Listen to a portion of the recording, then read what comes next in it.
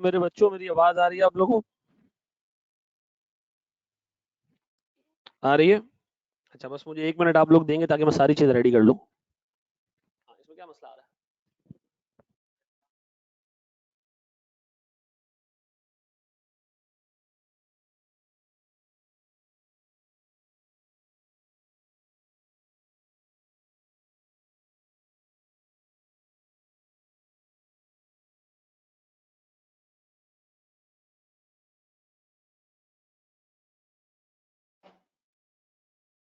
निकाल लूं? बस 1 मिनट रुक जाओगे मेरे बच्चों, ठीक है ना? 1 मिनट मुझे दे दोगे मुकम्मल।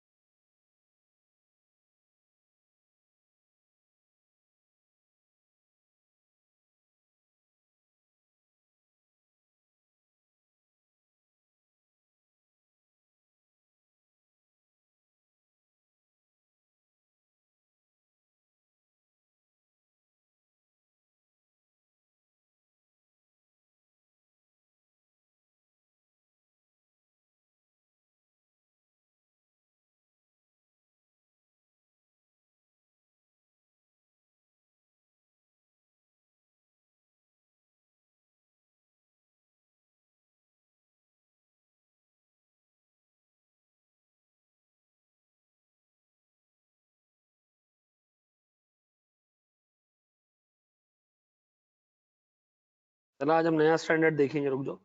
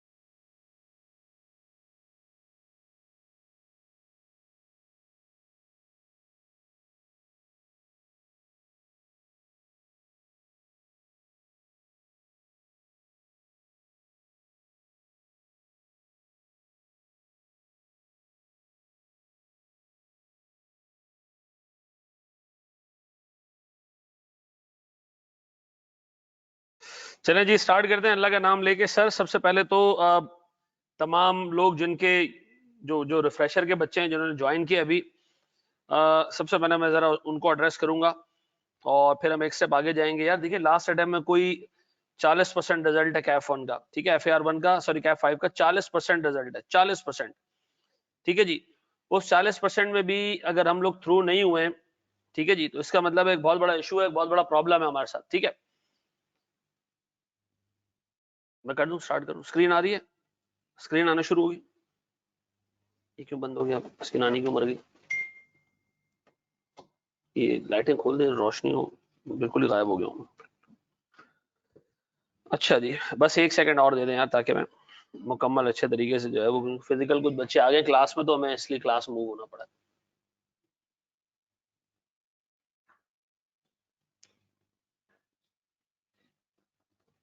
वही जो पहले किया था, बस जबरदस्त। अच्छा जी, स्क्रीन आना शुरू हो गई, मैं भी आना शुरू हो गया हूँ भाई, ऐसा ही है? अच्छा देखें सर, देखें यार, FAR1 का सिलेबस पूरे पूरे CA के कोर्स में सबसे छोटा सिलेबस है, सबसे छोटा सिलेबस है, मतलब मैं ये सेफली कह सकता हूँ कि ये कॉस्टिंग के मुकाबले में आधा सिलेबस है। कॉस्टिंग का इतना फैला हुआ सिलेबस है तो ये आधा कोर्स है कॉस्टिंग के मुकाबले में। अच्छा, इसके बावजूद लोग फेल होते हैं, ये मेरी अकल से बाहर है, ये अकल से ऊपर चीज है कि लोग इसमें फेल होना शुरू हो जाते हैं। ठीक है जी, मतलब हमें इतना पता है कि यार एक एक स्टैंडर्ड है हमारे पास IFRS 15। ठीक है जी, एक एरिया है सर मेरे पास सिंगल एंट्री, और उससे रिलेटेड मेरे पास एक एरिया है NPO। ठीक है जी, एक एरिया मेरे पास है सर मिसाल के तौर पे रेशोज। ठीक है जी, एक एरिया मेरे पास है सर IAS 16। ठीक है जी, 16 प्लस उसके डिस्क्लोजर्स। यार देखो, ये मेरे पास ये इतना सा एरिया, ये चार चार टॉपिक्स, ये चार टॉपिक्स ऑलमोस्ट पेपर में 50 मार्क्स के लिए टेस्ट होते हैं। ऑलमोस्ट पेपर में 50 नंबर के लिए टेस्ट होते हैं। तो यार 50 नंबर के लिए अगर एक चीज टेस्ट हो रही है और उसके बावजूद तुम लोग का ये हाल है, ठीक है जी, कि मतलब फेल हो रहे हो, तो इसका मतलब है भाई हमें सीरियसली कुछ चीजों को देखना पड़ेगा। ठीक है जी। अच्छा, मेरी आपसे इल्तिजा ये रहेगी कि अल्लाह अल्लाह के बंदो, इंसान के बच्चे बन के सारी चीजें पढ़ना। ये जो एरियाज आपके सामने चार लिखे हुए हैं, इन पे तो बहुत ध्यान देना है, लेकिन बाकी की सारी चीजें जो स्टैंडर्ड्स हैं, 40 है, 23 है, ठीक है जी, इम्पेयरमेंट है, इन सारे बाकी के स्टैंडर्ड से, बाकी के एरिया से 50 नंबर बन के आएंगे। ठीक है जी। तो मेरा पूरा फोकस, हमने शुरू में जो क्लासेस स्टार्ट की तो हमने उस एरिया को पहले कवर किया जो छोटे स्टैंडर्ड से। ठीक है जी। और अब चूंकि सर हमने रिफ्रेशर को साथ लेके चलना है, तो हम लोग फोकस करेंगे इन चार एरियाज पे ज्यादा। ठीक है जी। एट द सेम टाइम जो छोटे स्टैंडर्ड्स है वो भी हम साथ साथ में कवर करते रहेंगे। लेकिन मैं आज आपको बता रहा हूँ सर, इसमें मैक्सिमम एक और टॉपिक ऐड करना है तो कर लेना कैश फ्लोज का, लेकिन वो मेरे ख्याल में लास्ट टाइम जो है वो कैश फ्लोज टेस्ट नहीं हुआ ना, तो इस दफा सर मेरे हिसाब से इसमें एक चीज और भी ऐड कर लें, कैश फ्लोज। और सर मेक इट सर कोई 60% ऑफ योर पेपर। ठीक है जी, इतना मैं तुम्हें बता रहा हूँ। IFRS 15 लाजमी आएगा, लाजमी आएगा, लाजमी आएगा। रेशोज और जो आपका वो है क्या नाम है, अल्लाह आपका भला करे, जो दूसरा एरिया मेरे पास सिंगल एंट्री NPO, इनसे मिला के, इन तीन एरिया से मिला के दो सवाल बनने। मेरी आपसे इल्तिजा है कि कम से कम इन एरियाज को अच्छे तरीके से फोकस करना। देखो, लोगों का कॉन्फिडेंस सेटल्ड होता है सिंगल एंट्री में। ठीक है, लोगों का कॉन्फिडेंस सेटल्ड होता है IFRS 15 में। ये दो एरियाज ऐसे हैं जो मुश्किल हैं, और अगली 20 क्लासेस, 20 में भी 16 क्लासेस मैं लेके चलूंगा IFRS 15 को। 16 में दिमाग बना के आया हूं, लेकिन मुझे पता है कि सर बालों का चीजें ऐसी होती हैं कि सवाल में तो क्लास में क्वेश्चन बहुत ज्यादा हो रहे होते हैं, तो एक आध क्लास, दो क्लासेस ऊपर लग जाती हैं। तो मैं सर बीच में 20% का मार्जिन भी रख लूं, तो मुझे IFRS 15 अगला पूरा महीना निकालना है। इससे तुम्हारे 15 से 20 मार्क्स निकलेंगे। उससे भी ज्यादा इंपॉर्टेंट चीज ये कि तुम्हारा फोकस जो है ना वो मतलब खराब नहीं होगा, क्योंकि अगर ये एरिया इंसान का वीक होता है ना, IFRS 15 और दूसरा आपका सिंगल एंट्री, तो पूरा बाकी का पेपर हाथ में होने के बावजूद आपका कॉन्फिडेंस नहीं आ रहा होता है FAR 1 के ऊपर। ठीक है जी, और वो फिर क्या करता है, पेपर में मामला खराब करता है, आप फेल होते। मेरी आपसे इल्तिजा है कि जनाब IFRS 15 को और जो सिंगल एंट्री, इस अटेम्प्ट में अच्छे तरीके से देख के जाना, और खास तौर पे कैश फ्लोज, इन तीनों एरिया से मुझे लगता है एक एक सवाल उठ के आएगा, और एक एक सवाल का मतलब है कम से कम 45 से 50 मार्क्स इन तीन एरिया से, single entry, cash flows and IFRS 15। ठीक है जी। तो सर अपने पास हेडिंग डालोगे IFRS 15 की, हम IFRS 15 लेके चल रहे हैं, by far one of the most difficult standards of your course. And sir ये बात आप सिर्फ यहां नहीं कहेंगे, ये बात आप CA फाइनल में भी कहेंगे कि जी यार IFRS 15 एक मुश्किल एरिया है। ठीक है जी, CA फाइनल वालों को भी मुश्किल लगता है, तुम लोग तो अभी कैफ में हो, और वो भी कैफ 5 यानी अकाउंटिंग का आपका इफेक्टिवली सेकंड पेपर है। तो सर हम स्टार्ट लेते हैं जनाब IFRS 15 से। अच्छा, मेरा फोकस ये रहेगा कि यार मैं अपनी जो बात आपसे करूं ना, वो मैं थ्योरी जो अंग्रेजी है उससे पहले मैं आपको उसका कॉन्सेप्ट दूं न्यूमेरिक्स के फॉर्म में, और फिर मैं आपको उसकी थ्योरी पढ़ाऊं। क्लियर है? देखिए IFRS 15 है क्या सर, हमने रेवेन्यू रिकॉर्ड करना है, वो अलग होगी रितिका। ठीक है जी, IFRS 15 में हमने रेवेन्यू रिकॉर्ड करना है। रेवेन्यू का मतलब क्या है सर? सर आपने जो अपनी routine normal course of business है,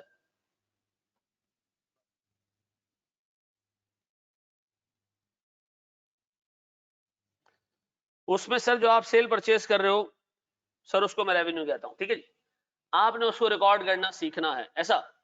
लेकिन सर ये याद रखिएगा कि इसी स्टैंडर्ड के प्रिंसिपल्स जहां पर बाकी रेवेन्यू कॉन्ट्रैक्ट्स हैं जो दूसरे स्टैंडर्ड में नहीं आते हैं, उन पे यही रूल्स अप्लाई होंगे।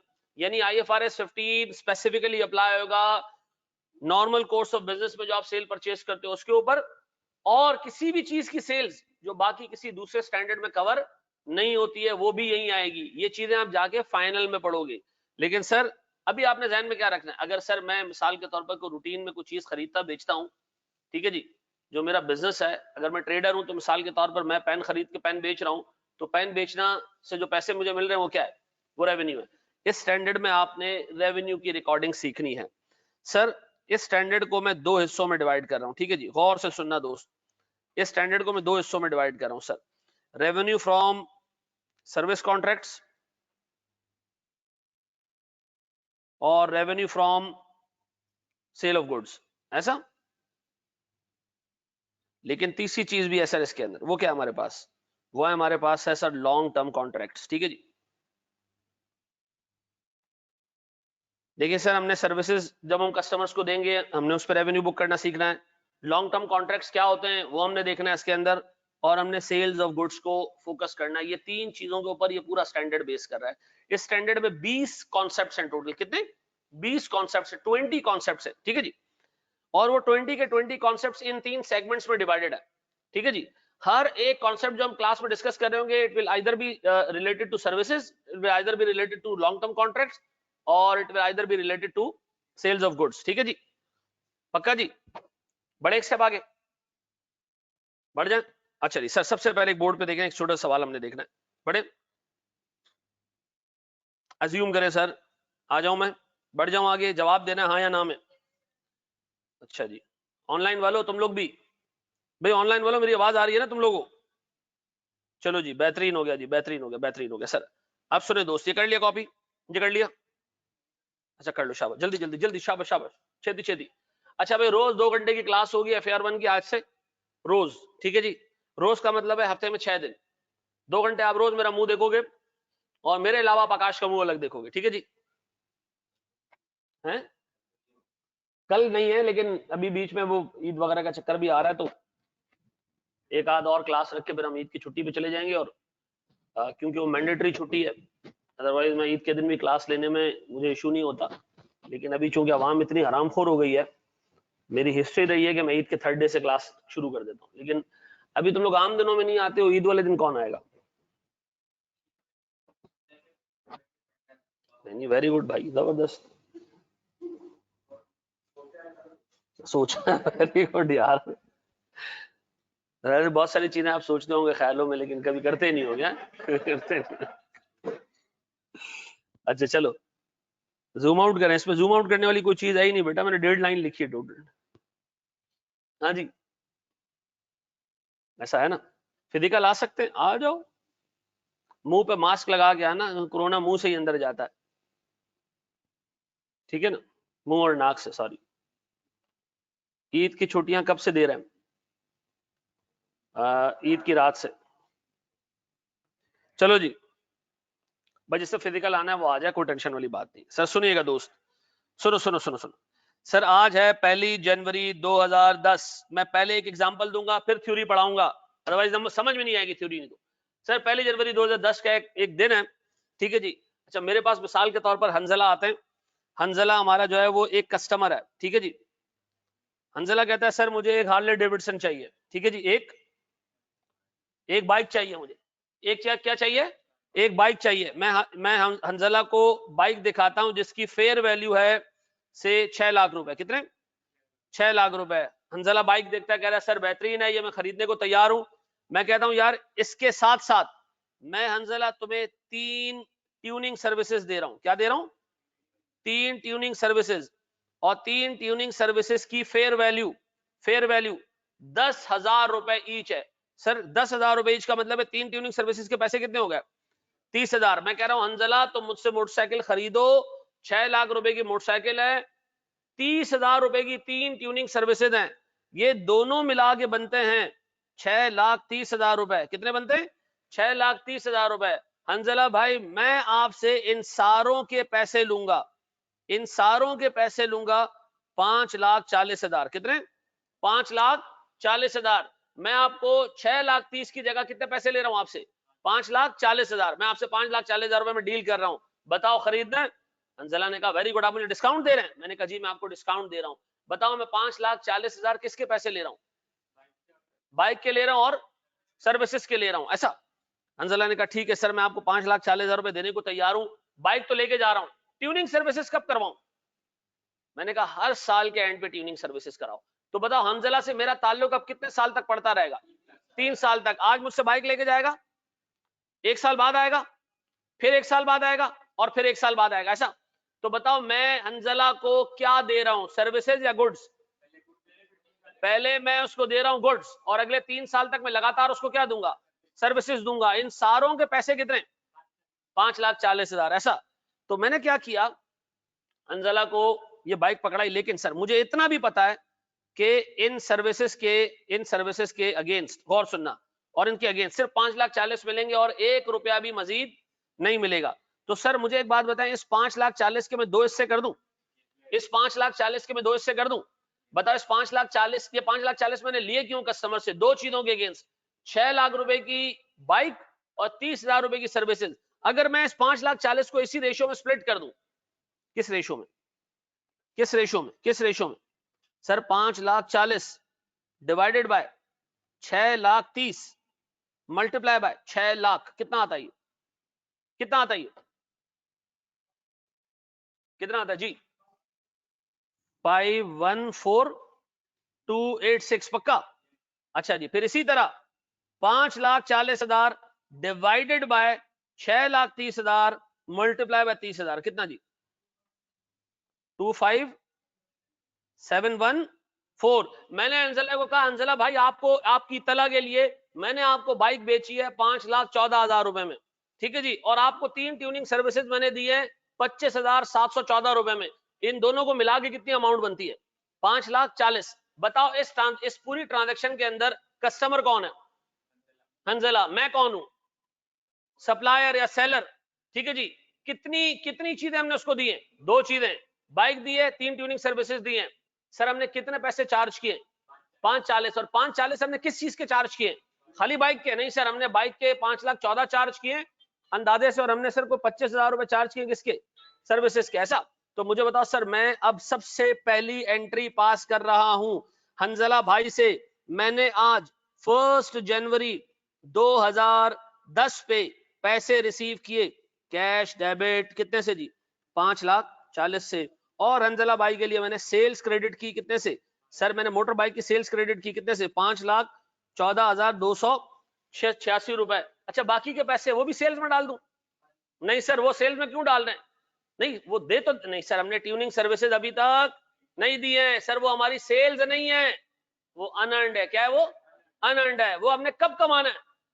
जब हम सर्विसेज दे देंगे। सर आपने टेक्निकली पैसे उससे एडवांस ले लिए, ये अनअर्न्ड रेवेन्यू है। आइंदा के बाद सर स्टैंडर्ड में जब अनअर्न्ड रेवेन्यू का वर्ड आएगा ना, हम उसकी जगह वर्ड यूज करेंगे कॉन्ट्रैक्ट लायबिलिटी। क्या यूज करेंगे? Contract liability. ये पूरा सर मैं आपको आगे जाकर डिटेल में बताऊंगा कॉन्ट्रैक्ट लायबिलिटी में क्या क्या चीजें आती हैं, ठीक है जी। कितना जी? 25,714 रुपए। डन हो गया। बताओ आपने इसमें से एक पोर्शन रेवेन्यू में डाला, दूसरा क्यों नहीं डाला? क्योंकि सर मैंने गुड्स का कंट्रोल हैंडओवर कर दिया है सामने वाली पार्टी को, लेकिन अभी तक सर्विसेज नहीं दी है। सर्विसेज जब दूंगा तब क्या बुक करूंगा मैं? रेवेन्यू बुक करूंगा। अभी मैंने कोई सर्विसेज बंदे को नहीं दी है। 3 सर्विसेज के टोटल पैसे कितने? 25,714 रुपए। सर मैंने एक बंदे को एक मोटर बाइक 3 सर्विसेज बेची है 5,40,000 में, जिसमें से मोटर बाइक चूंकि मैंने डे 1 पे उसको दे दी तो मैंने उसका रेवेन्यू बुक कर लिया। जो पार्ट मैंने उसको अभी तक नहीं दिया उसका रेवेन्यू अभी तक बुक नहीं किया। सर मैंने 5,40,000 को कैसे स्प्लिट किया 2 हिस्सों में? सर मैंने 6 लाख और 30,000 के रेशो में इसको स्प्लिट किया है। तो सर मेरे पास कोई 5,14,000 रुपए आ रहे हैं मोटर बाइक का रेवेन्यू, 25,714 रुपए आ रहा है मेरे पास सर्विसेज का रेवेन्यू। अब बताओ पहला साल खत्म हुआ, पहला साल खत्म कब हुआ? 31 जनवरी 2010 पे। बताओ हंजला बाइक लेके आएगा? आएगा? सर क्या करेंगे उसको, बाइक को क्या करेंगे? ट्यूनिंग करेंगे सर उसकी। क्या हंजला हमें पैसे देगा मजीद? नहीं सर, हंजला हमें कोई पैसे नहीं देगा मजीद। क्यों? वो ऑलरेडी पे कर चुका है। तो मुझे बताओ सर मैं क्या करूं? मैं अपने पास एंट्री पास करूं, कॉन्ट्रैक्ट लायबिलिटी खत्म करो। हमने पैसे कमा लिए कितने? 25,000 3 सर्विसेज के 8571 कर दो, बस जाने दो, मट्टी पाओ। फिर सर सर्विस रेवेन्यू कितने से 8571, ऐसा। अब बताओ सर मैं कितने सालों तक, 31 जनवरी नहीं है, सॉरी 31 दिसंबर है, अस्तगफिरुल्लाह, 31 दिसंबर है, ऐसा जी। अब बताओ मेरे प्यारे बच्चों, हर साल क्या यही एंट्री रिपीट होगी? कितने सालों तक? अब बताओ इस पूरे कॉन्ट्रैक्ट में मुझे बताओ हुआ क्या है। एक कस्टमर है जिसका क्या नाम है, हंजला, ये हमारे पास आता है और हमसे क्या मांगता है, एक मोटर बाइक और 3 ट्यूनिंग सर्विसेज। इनकी टोटल फेयर वैल्यू कितनी बनती है 6,30,000। मैं इसको कितने में ऑफर करता हूँ 5,40 में ऑफर करता हूँ। मैं कहता हूँ 6,30 नहीं 5,40, 90,000 का डिस्काउंट, ऐसा। अब बताएं सर मेरे पास जो 5,40 में मैं इसको ऑफर करता हूँ, इसमें से कितने पैसे सर मैंने मोटर बाइक के और कितने पैसे सर्विसेज के चार्ज किए? स्टैंडर्ड कहता है भैया जब आप डिस्काउंट दोगे, पैसे कम चार्ज करोगे दो चीजों के, तो आपने सर उसको स्प्लिट करना है। क्या करना है? एलोकेट करना है। बताओ हमने ट्रांजैक्शन प्राइस को एलोकेट किया किस रेशियो में? फेयर वैल्यूज के रेशियो में। किस रेशियो में? बाइक कितने की है 6 लाख, सर्विसेज कितने के 30,000। इस रेशियो में हमने क्या किया 5,40,000 को स्प्लिट कर दिया। आप बताओ जब 5,40,000 को आपने इस रेशियो में स्प्लिट किया, तो बताओ आपने मोटर बाइक डे 1 पे बेच दी, डे 1 पे बेची तो क्या बुक किया आपने? सेल बुक किया। और सर जो सर्विसेज आपने डे 1 पे नहीं दिया, आपने उसको क्या किया? रोक के रखा। आपने कहा ये अनअर्न्ड है, जब सर्विस दूंगा बेक तब मैं क्या बुक करूंगा? लायबिलिटी को खत्म करूंगा, क्या बुक करूंगा सर मैं? रेवेन्यू बुक करूंगा। ऐसा है। अच्छा सर हम ऐसा कर सकते हैं कि हम 5,40,000 को 6 लाख से डिवाइड करके परसेंटेज निकाल लें, 6,30 से डिवाइड करके परसेंटेज निकाल लेना, 6 लाख से नहीं। अच्छा जी, अब बताएं सर मैं अगर आपसे पूछूं बायर कौन? अंजला। सर क्या गुड्स दिए आपने? बाइक दी। क्या सर्विसेज दी आपने? कितने पैसे चार्ज किए? 5,40। क्या ये सारे सिर्फ बाइक के? नहीं सर, ये दो चीजों में स्प्लिट किया। फिर आपने डे 1 पे सारा रेवेन्यू क्यों बुक नहीं किया? सर क्योंकि हमने अभी तक पैसे पूरे नहीं कमाए सर, क्योंकि हमने सर अभी तक सर्विसेज पूरी नहीं दी है सर। फिर हमने जब सर्विसेज दी तो आस्ते आस्ते रेवेन्यू बुक किया। आपको ये पता होना चाहिए कि आपने जाने अनजाने में ना इधर एक 5 स्टेप मॉडल अप्लाई किया है। क्या अप्लाई किया? 5 स्टेप मॉडल अप्लाई किया। क्या अप्लाई किया? 5 स्टेप मॉडल अप्लाई किया। सर 5 स्टेप मॉडल है क्या? गौर से देखना दोस्त, गौर से देखना, कोई बंदा लिखेगा नहीं, कोई बंदा नहीं लिखेगा। 5 स्टेप मॉडल क्या है सर?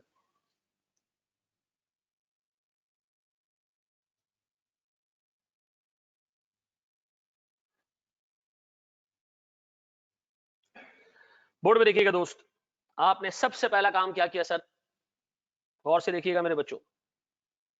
सर 5 स्टेप मॉडल है रेवेन्यू रिकॉग्निशन का। नजर आ रहा है भाई सबको? नजर आ रहा है सबको? हैं जी, नजर आ रहा है? सबसे पहला काम sir identify the contract with the customer. बताओ हमारा कस्टमर के साथ क्या कॉन्ट्रैक्ट है? एक बाइक 3 ट्यूनिंग सर्विसेज दूंगा। क्या ऐसा कोई कॉन्ट्रैक्ट है या हमने उसको ज़कात खैरात में दी है? हाँ, हमने कोई आखान अस्पताल में चंदा तो नहीं दिया ना, सिविल अस्पताल में कोई चंदा तो नहीं दिया ना, किसी मदरसे में कोई चंदा तो नहीं दिया ना?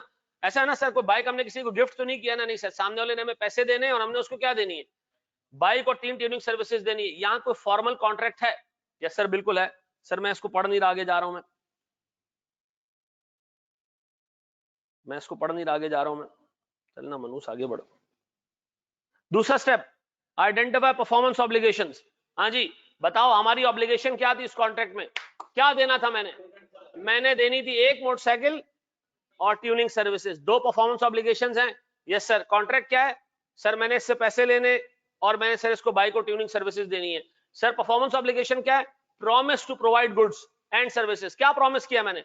सर मैंने इसको गुड्स देनी और सर्विसेज देनी है। फिर तीसरी चीज सर हमने डिटरमिन किया ट्रांजैक्शन प्राइस। हाँ भाई, कितनी है ट्रांजैक्शन प्राइस? 5,40,000। कितनी है ट्रांजैक्शन प्राइस? 5,40,000। बताओ इस 5,40,000 में प्यारे बच्चों हमने क्या किया? एलोकेट कर दिया ट्रांजैक्शन प्राइस को किसमें? परफॉर्मेंस ऑब्लिगेशन में। कितनी परफॉर्मेंस ऑब्लिगेशंस थी? 2। क्या आपने मोटर बाइक और ट्यूनिंग सर्विसेज में इसको स्प्लिट किया? Yes sir. सर मैं वो जो साइड में लिखे हुए ना उनको रीड नहीं कर रहा अभी। हाँ ठीक है जी। अब बताओ उसके बाद हमने क्या किया सर? पांचवा स्टेप सर हमने रिकॉग्नाइज किया रेवेन्यू जैसे जैसे परफॉर्मेंस ऑब्लिगेशन सेटिस्फाई होती रही। पहली परफॉर्मेंस ऑब्लिगेशन सेटिस्फाई कब हुई? शुरू में, जब हमने मोटर बाइक दे दी। फिर अगले साल तो हमने थोड़ा रेवेन्यू और बुक किया, फिर और अगले साल फिर हमने थोड़ा रेवेन्यू और बुक किया, फिर और अगले साल हमने थोड़ा रेवेन्यू और बुक किया। सर ये 5 स्टेप्स बाज औकात पेपर में आते हैं 4 नंबर के, इनको सिर्फ लिखना होता है। ठीक है जी, ये पास में आए हैं, मेरा नहीं ख्याल है कि अब आगे कभी इस तरह का सवाल है कि 5 स्टेप जरा लिख के दिखा दें, लेकिन कोई बैद नहीं है, 2 नंबर के लिए पूछ भी सकता है जी। पहला स्टेप जी जनाब, सर आपने कॉन्ट्रैक्ट आइडेंटिफाई किया, कॉन्ट्रैक्ट है क्या, मैंने इस बंदे को 2 चीजें देनी है, इससे मुझे पैसे देने। सर जो 2 चीजें वो क्या देनी है, ये आइडेंटिफाई कर लो, गुड्स देनी है और सर्विसेज देनी है। तीसरी चीज जो पैसे मिल रहे हैं वो आइडेंटिफाई कर लो। सर वो है 5,40,000। सर जो पैसे आप ले रहे हो वो सर स्प्लिट कर दो 2 परफॉर्मेंस ऑब्लिगेशंस में, और फिर जैसे जैसे परफॉर्मेंस ऑब्लिगेशन को सेटिस्फाई करते जाओ पैसे सर रेवेन्यू के तौर पे बुक करते जाओ। ऐसा है, ऐसा है। मुझे बताओ क्या इसको याद करने की जरूरत है? देखो पहले मेरा कॉन्ट्रैक्ट है कस्टमर के साथ, कुछ लेन कुछ देन, देना क्या हमने, वो परफॉर्मेंस ऑब्लिगेशन है। लेना क्या हमने, वो ट्रांजैक्शन प्राइस है। ठीक है जी, और फिर लेन देन में हमने कनेक्शन बनाना, जितनी ट्रांजैक्शन प्राइस आ रही है उसको परफॉर्मेंस ऑब्लिगेशन में क्या करना है, हमने एलोकेट करना है। फिर जैसे जैसे हम परफॉर्मेंस ऑब्लिगेशन सेटिस्फाई करते जाएंगे हम रेवेन्यू बुक करते जाएंगे। ऐसा है सर। ये पहले कॉपी करो, इससे पहले ये एग्जांपल कॉपी करो। डिस्काउंट नाम की कोई चीज हमारे कभी जिंदगी में भी हमारे सामने नहीं आएगी। IFRS 15 सर हम पढ़ते थे उसमें आइए में और जाइए में, बस अब आइए और जाइए के लिए ही सही है। सही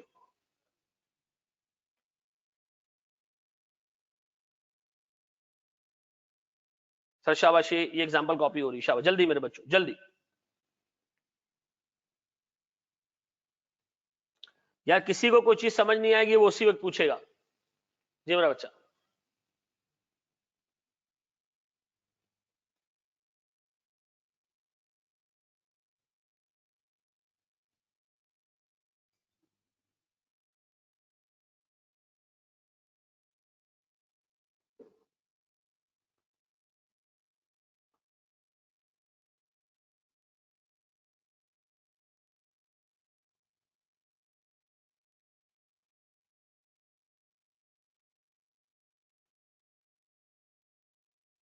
सर अगर सिर्फ बाइक देते तो स्टेप 4 नहीं आता, बिल्कुल नहीं आता, सीधा सीधा हम रेवेन्यू बुक कर लेते।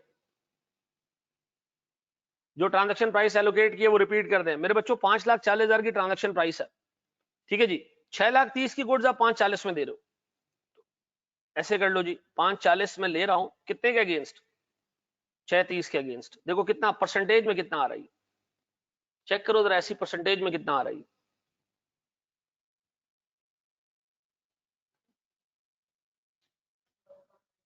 कितना, 85.71। इसका मतलब है सर हमने हर 1 रुपए में से 85 पैसे चार्ज किए, 15 पैसे का डिस्काउंट दे दिया। तो बताओ अगर मैं इसको 6 लाख से मल्टीप्लाई कर दूं 85.71, तो बताइए कितना आता है।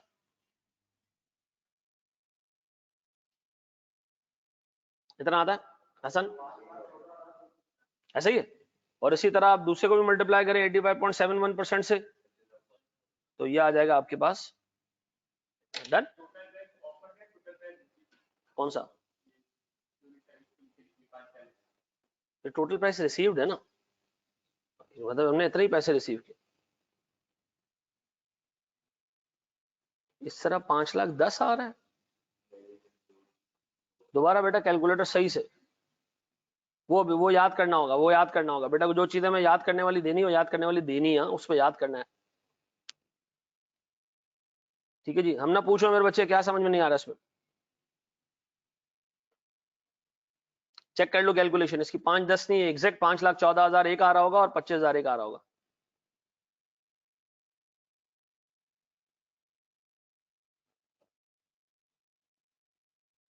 जी बढ़े आगे।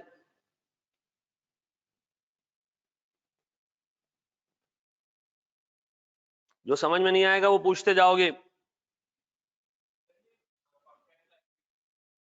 अनअर्न्ड रेवेन्यू है, अनअर्न्ड रेवेन्यू का वर्ड भी इस्तेमाल कर सकते हो, कोई इशू वाली बात नहीं। सर अगर वो बंदा आए ही ना तो हम क्या करेंगे? सर थोड़ा सा आगे जाएंगे हम देखेंगे जनाब, हमारे पास कुछ कॉन्ट्रैक्ट्स ऐसे होते हैं जो लैप्स हो जाए तो नॉन रिफंडेबल चीजें आती हैं, वो सारी चीजें आगे आ रही है, तो हम उसका क्या करेंगे? ठीक है जी। इस टॉपिक से लोगों की जान क्यों जाती है कि उसमें कॉन्सेप्ट्स बेतहाशा है, बेतहाशा कॉन्सेप्ट। और पता है एग्जाम में क्या होता है, हम पढ़ेंगे क्लास में सिंगल कॉन्सेप्ट्स, एक चीज पढ़ाऊंगा, दूसरी पढ़ाऊंगा, एग्जाम में 3 कॉन्सेप्ट उठाएगा, मिला के सवाल पूछ लेगा, ठीक है जी। तो उसके लिए चीजें याद रखनी है, प्रैक्टिस करनी है थोड़ी सी।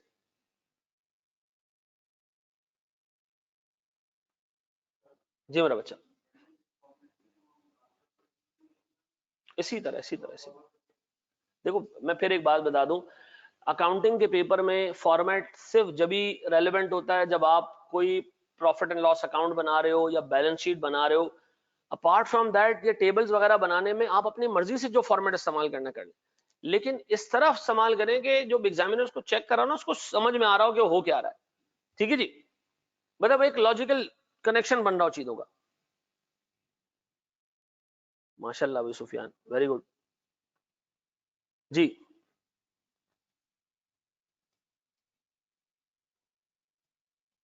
बढ़े आगे, पावर पॉइंट दिखा रहा हूं मैं, पावर पॉइंट दिखा रहा हूं, पहले ये लिख लिया। अच्छा जी, अब आए जरा पावर पॉइंट की उस पांच स्टेप्स की प्रेजेंटेशन पे आ जाऊं मैं। ये लिख लिया ना?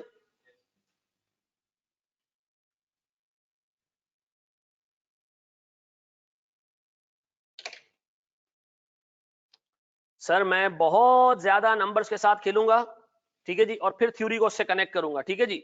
मेरी इल्तिजा ये कि जो चीजें करवाता जा रहा हूं साथ साथ करते जाना, मैं नंबर्स में ज्यादा आऊंगा। ये स्लाइड पता है मुकम्मल किस दिन होगी? इस लेक्चर के आखिरी दिन में दोबारा ये स्लाइड तुम्हारे सामने रखूंगा, ठीक है जी। क्या भाई बताओ, इसमें सारी चीजें कवर हो गई? बड़े आगे हम दोस्त, मैं क्लास में बाद में बात करता हूँ। बोलो बोलो।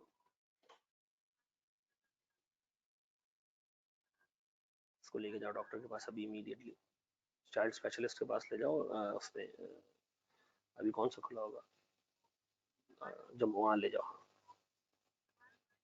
हाँ ले जाओ, लेकिन चाइल्ड स्पेशलिस्ट को दिखाना, ठीक है। तुम नीचे वो बोल दो तो मैं बता देगा ऊपर, ठीक है। नीचे जो काउंटर पे बैठा होता है उसको बोल दो। जी जी जी जी जी बिल्कुल सही। एनएमसी में भी चले जाओ, ज्यादा बेहतर है, दोनों में से किसी एक जगह चले जाओ।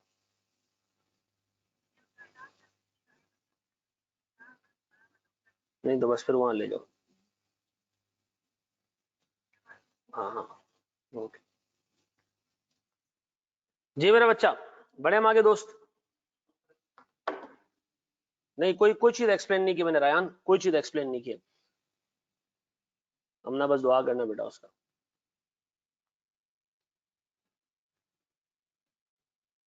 आपके वेबिनार में इतने ऑप्शंस हैं, मेरे पास नहीं है। क्यों भाई?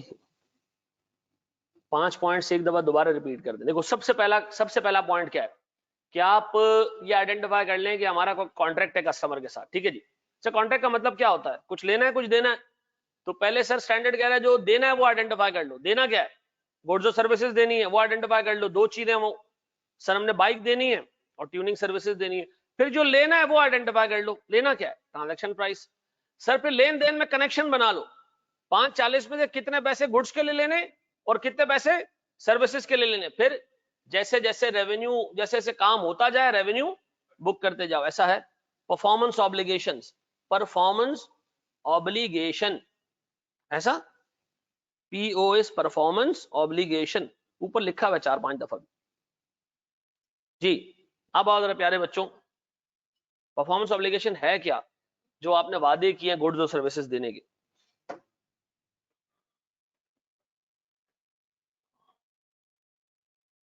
चलो जी, अब मैं सवाल पूछ रहा हूं तुम लोगों से, तैयार हो? तैयार हो? मुझे बताओ सर, अगर मैं एक कंपनी के ऑडिट पे जाऊं, गौर से सुनना, मैं बहुत टेक्निकल बात करने जा रहा हूं, हम हल्का चीजों को नहीं पढ़ेंगे, ठीक है जी। पीओएस परफॉर्मेंस ऑब्लिगेशंस, ठीक है जी। मुझे बताओ हमने इस पर्टिकुलर कॉन्ट्रैक्ट में कितनी परफॉर्मेंस ऑब्लिगेशंस का वादा किया? परफॉर्मेंस ऑब्लिगेशन का मतलब है promise to provide goods and services. बताओ हमने 2 वादे किए कि हमने बाइक देनी और ट्यूनिंग सर्विसेज देनी, तो मैं कहूंगा इधर 2 परफॉर्मेंस ऑब्लिगेशंस है, ठीक है जी। अच्छा, ट्रांजैक्शन प्राइस कितनी है? 540। एक ट्रांजैक्शन प्राइस को 2 परफॉर्मेंस ऑब्लिगेशन में आपने क्या करना है? स्प्लिट करना है, वो हमारा स्टेप 4 है। ऐसा अगर हम सिर्फ बाइक बेच रहे होते तो सारे 540 उठा के क्या करते, बाइक को एलोकेट कर देते, जिंदगी आसान। ऐसा स्प्लिट करने वाला सीन ही नहीं आता। ऐसा ही है दोस्त। अच्छा एक स्टेप आगे जाए। अच्छा जी, अब सर मेरे बच्चों जरा पूरा फोकस करके ध्यान दे के चीजें लेके चलनी है, ठीक। अच्छा जी, अब आ जाओ इसके ऊपर प्यारे भाई, यहाँ आ जाओ। देखो भाई मेरे पास ना इस वक्त कुछ नाम आ रहे हैं जो मैं कॉल कर रहा हूँ, ठीक है। मेरे पास इस वक्त कुछ नाम आ रहे हैं जो मैं कॉल कर रहा हूँ। सीनियरिटी के हिसाब से ये टॉप के जो है ना वो बेवकूफ हैं, जिसमें एक ओवैस मर्चेंट है, एक अब्दुल हाई है। दो लोग ऐसे क्लास में जो चर्च पी के बैठे हुए हैं और क्लास में अटेंटिव नहीं है, ठीक है जी। दो लोग ऐसे हैं, मेरे पास यहाँ पूरा लॉग आ रहा होता है। 99% लोग इफेक्टिव हैं, ठीक है जी। 81 इस वक्त क्लास में बैठे हुए ऑनलाइन, बाकी सर को 10 के करीब बच्चे यहाँ बैठे हुए, ठीक है जी। जिनमें से चलो अब मर्चेंट तो सही हो गया, अब्दुल हाई जो है वो इस वक्त चर्च लगा के बैठे हुए। अच्छा वो ऑफलाइन ही हो गए, चलो जी। चले जी, अब मैं ये नोट करता जाऊंगा, ठीक है। अच्छा मेरे पास ये रिपोर्ट भी आती है कि कौन सा बच्चा कितना अटेंटिव था ऑनलाइन, ठीक है। तो बेटा आप अभी यहाँ जो है ना वो डिले नहीं बैठ सकते, ठीक है। ये खोल के ना आप जाके वॉशरूम में नहीं बैठ सकते, हाँ? अच्छा जी सर सुनिएगा दोस्त, क्लास खुली भी है, बंदा गायब है। अब यहाँ से हटोगे यार, ये कैसे हुआ। बस ये है तरीका है हमारे पास, मैंने बताया ना दोनों लोगों के नाम लिए, उन्होंने मान भी लिया। अच्छा जी सर आए जरा दोस्त, प्लीज बोर्ड पे देखिएगा। अभी तीन लोग ऐसे हैं जो, चलो जाने दो। सर मुझे सबसे पहले एक चीज ये बताएं, गौर से सुनना सर। देखिए मेरे पास एक चीज है सेल्स ऑफ गुड्स, ठीक है जी। मैं आपको इस चीज की एंट्रीज नहीं कराऊंगा कि हमने 2 रुपए की एक चीज खरीदी और हमने 3 में बेची, जर्नल एंट्रीज पास करें, नहीं नहीं नहीं, ठीक है जी। ये स्टैंडर्ड थोड़ा भारी है तो हम थोड़ा सा इस पर भारी काम करेंगे। मुझे बताओ, एक चीज होती है सेल्स ऑफ गुड्स, ठीक है जी। एक चीज होती है जनाब सर्विसेज या रेंडरिंग ऑफ सर्विसेज, ऐसा। अब इन दोनों को जरा सामने रखो और मेरी बात सुनना गौर से। एक बिल्डिंग है, एक बिल्डिंग है, मिसाल के तौर पर बेग के अब्बा ने ये सोचा कि बेग की शादी करा दी जाती, ठीक है। और शादी ऐसे कराई जाए कि बेग को एक 5 फ्लोर की बिल्डिंग बना के दी जाए। कितने? 5 फ्लोर की बिल्डिंग बना दी जाए और बेग की यकमुश्त 4 शादियां करा दी जाए, ठीक है जी। तो चारों बीवियों को ये क्या करेगा, एक एक फ्लोर पे रखेगा। अब सवाल उठता है कि 5वां फ्लोर क्यों बन रहा है, ये खुद 5वें पे रहेगा, ठीक है जी। अच्छा सुनिएगा दोस्त, अब सर ये 5 फ्लोर की बिल्डिंग बनानी है। अच्छा इसका इसका टास्क जो है ना मुझे दिया गया है, ठीक है जी। अच्छा मैं कौन हूं, आपने उर्दू जुबान में सुना होगा ना ठेकेदार। कौन? ठेकेदार। ठेकेदार का काम क्या होता है?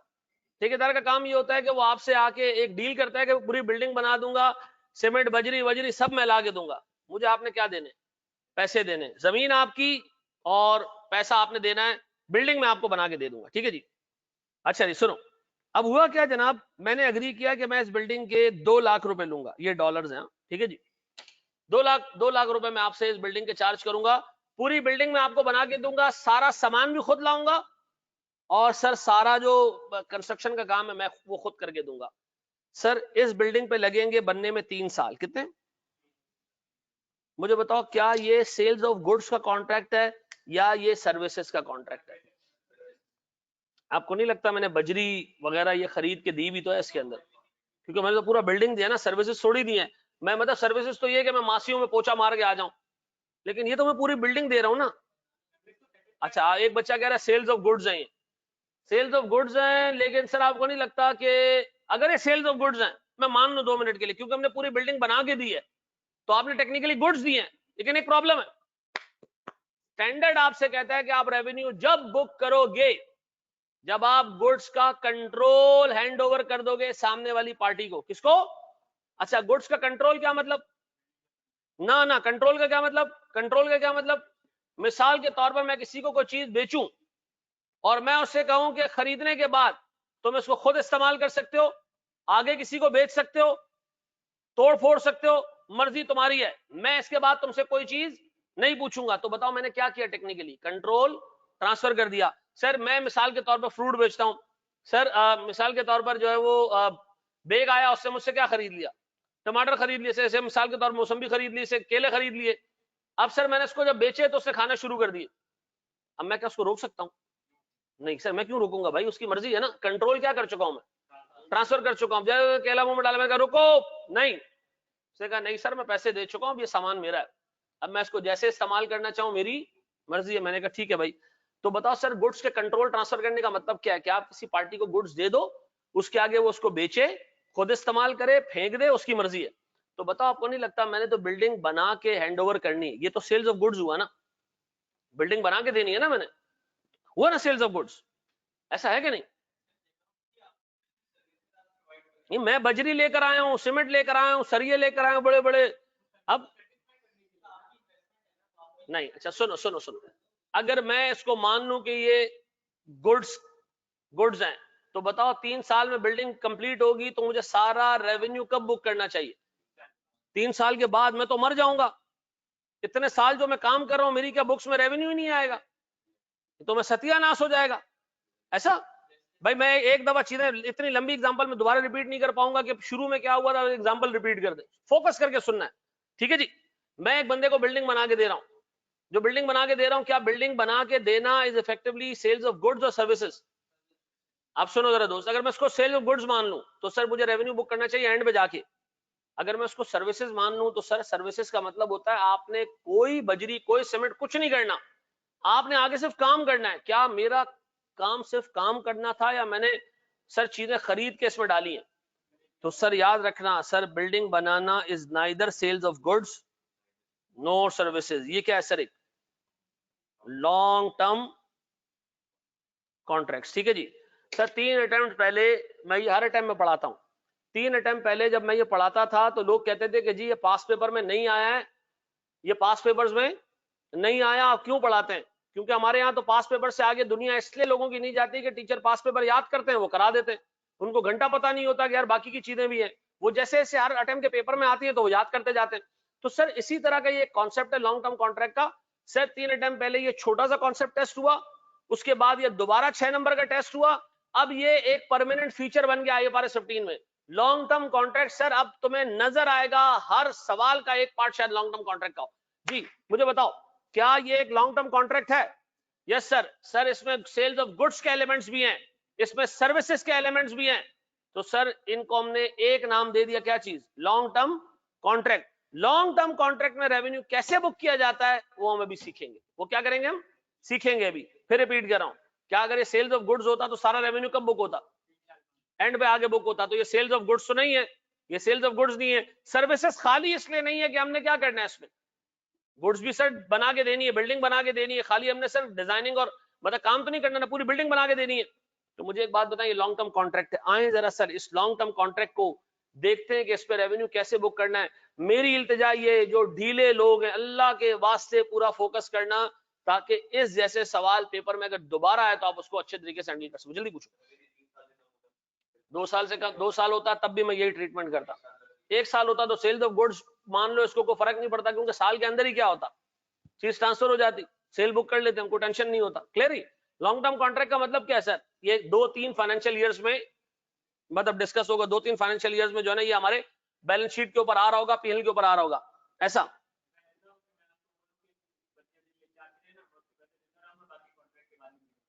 बाकी कॉन्ट्रैक्ट अभी 2 मिनट ना, पहले एक चीज हम समझ लें, फिर उसके बाद हम खोता गाड़ी भी ले आएंगे, बीच में घोड़ा गाड़ी भी ले आएंगे, सब ले आएंगे। सर अगर हम खाली बजरी बेच रहे होते तो क्या होता? सर बजरी और को प्रोवाइड करता, हम सिर्फ बिल्डिंग बना के दे रहे होते और क्या होता? सारी चीजें आ रही है। पहले हम क्या करें, सीधा सीधा हिसाब किताब करें। ये सेल्स क्यों होगा? ये नॉर्मल कोर्स ऑफ बिजनेस तो नहीं है। मुझे एक बात बताओ, कॉन्ट्रैक्टर का नॉर्मल कोर्स ऑफ बिजनेस क्या है? ठेकेदार का नॉर्मल कोर्स ऑफ बिजनेस क्या है? वो मालिश करता है शाम में लोगों की, या बिल्डिंग बनाता है? बिल्डिंग बनाता है ना, तो उसके लिए नॉर्मल कोर्स ऑफ बिजनेस क्या है? बिल्डिंग बनाना। 1 साल का होता है तो सेल्स ऑफ गुड्स में डाल दो, कोई फर्क नहीं पड़ता, ठीक है जी। सर लॉन्ग टर्म कॉन्ट्रैक्ट में सेल्स और दोनों शामिल है, दोनों शामिल है, ठीक है जी। अच्छा जी, अब आओ जरा दोस्त, एक मुश्किल चीज पढ़ने जा रहे हैं, पहली क्लास में पढ़ने जा रहे हैं, क्योंकि सर मैं बुनियाद इस चीज के ऊपर रखना चाह रहा हूं कि IFRS 15 हम इस तरह नहीं पढ़े कि यार 2 रुपए की गुड्स खरीदी, 3 की बेची, एंट्रियां पास करो, उधार में बेची, एंट्री पास करो, 15 दिन बाद पैसे मिले, एंट्री पास करो। नहीं, इस तरह के ना सवाल आते हैं ना, मैं इस पे फजूल टाइम वेस्ट करना है। आओ जरा देखो मेरे प्यारे बच्चों, अच्छे तरीके से, अच्छे तरीके से सर सुनिएगा दोस्त। 1 जनवरी को एक कॉन्ट्रैक्ट हो रहा है, 1 जनवरी 2010 को मैंने बना के देनी है एक बिल्डिंग। क्या बना के देनी है? एक बिल्डिंग, जिसमें मुझे टाइम लगेगा 2 साल का। कितने का? 2 साल का टाइम लगेगा। ठीक है जी। आज है 1 जनवरी 2010। सर हमने एक चीज अग्री की, दैट इज कॉन्ट्रैक्ट रेवेन्यू। जिस बंदे को बिल्डिंग बना के दे रहा हूं मेरे बच्चों, उस बंदे से मैंने कहा कि भाई कितने पैसे दोगे बिल्डिंग के? उसने कहा मैं आपको इस बिल्डिंग के 1,80,000 रुपए दूंगा। ये सीधी बात समझ आ रही है? इसमें किसी को कोई इशू तो पूछ ले कि 1,80,000 का मतलब क्या है? 1,80,000 का मतलब क्या जनाब? आपने 1,80,000 रुपए आपको मिलेंगे जब पूरी की पूरी बिल्डिंग कंप्लीट हो जाए। अभी नहीं, अभी नहीं, अभी नहीं। अच्छा सर, अब मैंने जब ये कॉन्ट्रैक्ट कर लिया तो मैं घर पे बैठ के सोच रहा हूं कि इस कॉन्ट्रैक्ट पे टोटल कॉस्ट, कौन सी कॉस्ट? Total cost. कौन सी कॉस्ट?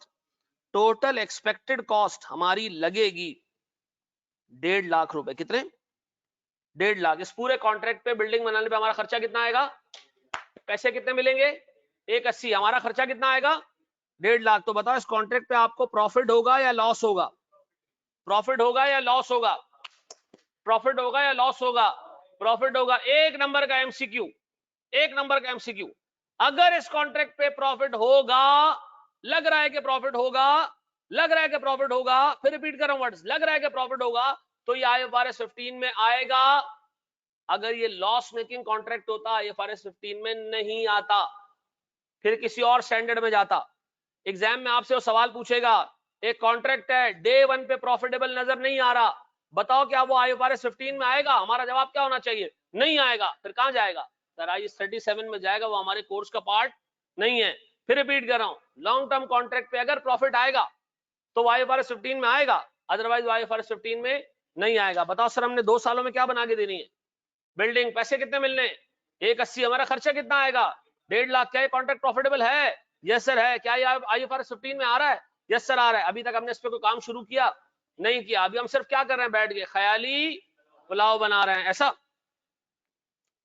सुनिएगा दोस्त, पहला साल कंप्लीट हो गया, हमने मंड मंड के काम किया, बजरी सीमेंट सरिये लेके आए, पानी डाला, सर इमारत खड़ी करना शुरू की, और पहला साल क्या हो गया?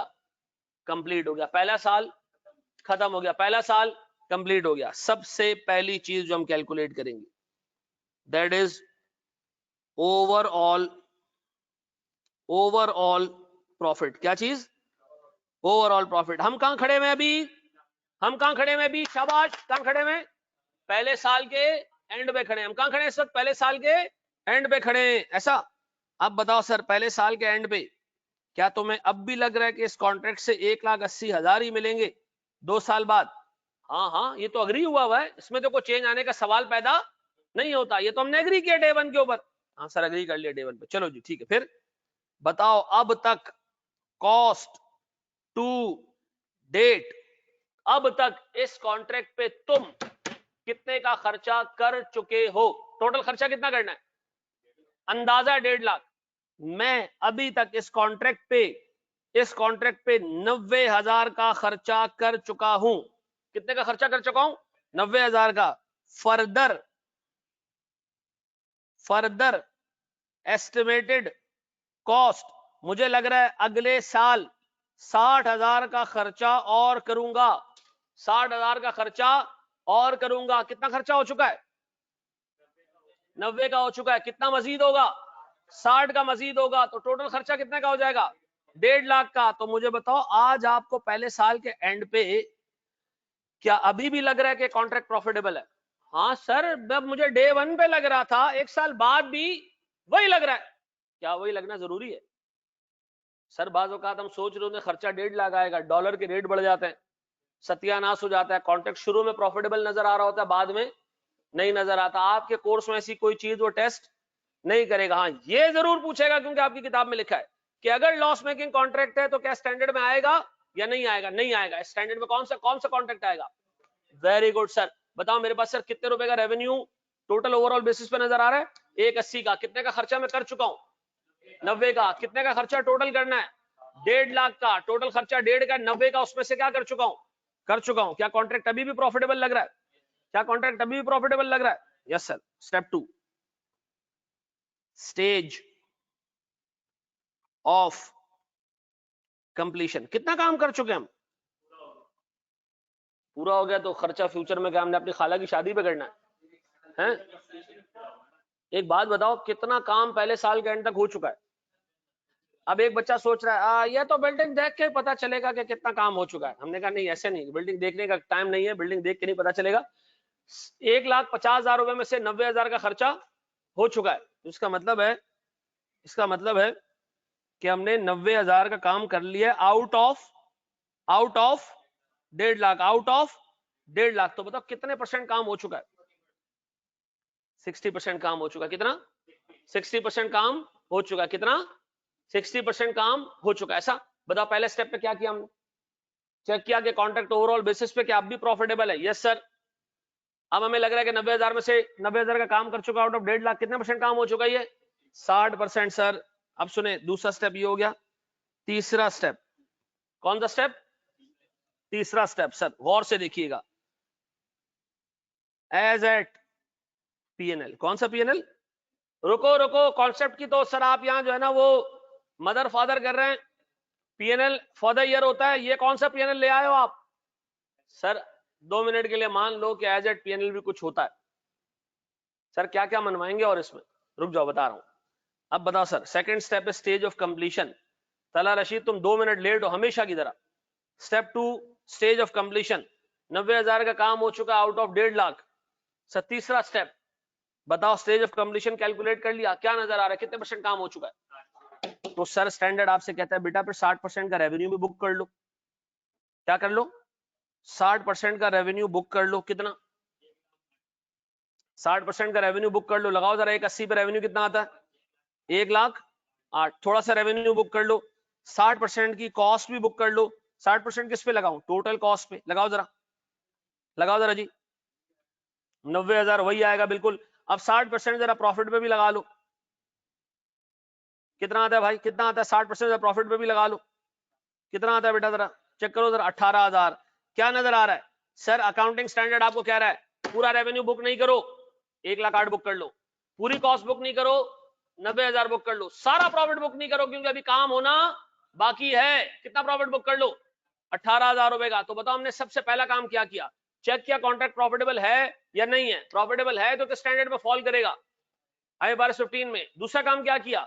चेक किया कि 1.5 लाख के खर्चे में से अगर 90,000 का खर्चा हो चुका है तो इसका मतलब है कॉन्ट्रैक्ट 60% कंप्लीट हो गया। 60% कंप्लीट हो गया तो 60% रेवेन्यू बुक कर लेता हूं।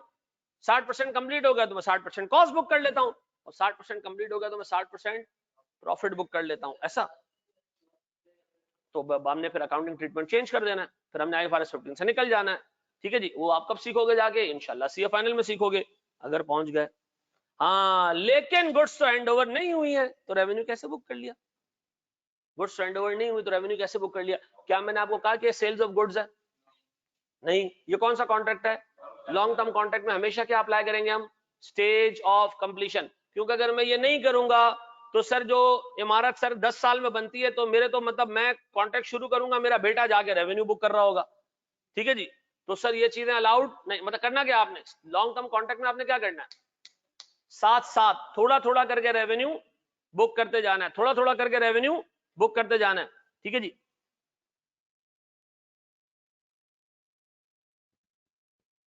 ठीक है जी। ठीक है जी। 1,08,000 कहां से आया? दोबारा जी, ये बराबर में लिखता भी जाऊं। देखो यार तुम लोग मतलब प्लॉट मिस क्यों करते हो? प्लॉट मिस क्यों करते हो? फोकस करोगे ना, अल्लाह की कसम तुम्हें सब इस सब्जेक्ट में क्या सीए में फेल नहीं होगी। मैंने उर्दू जुबान में कहा 60% रेवेन्यू बुक कर लो। लगाओ जरा 60% कितना होता है रेवेन्यू का? कितना होता है? जल्दी निकालो, शाबाश। 1,80,000 का 60% कितना होता है? सर ये कैसे कैलकुलेट होगा?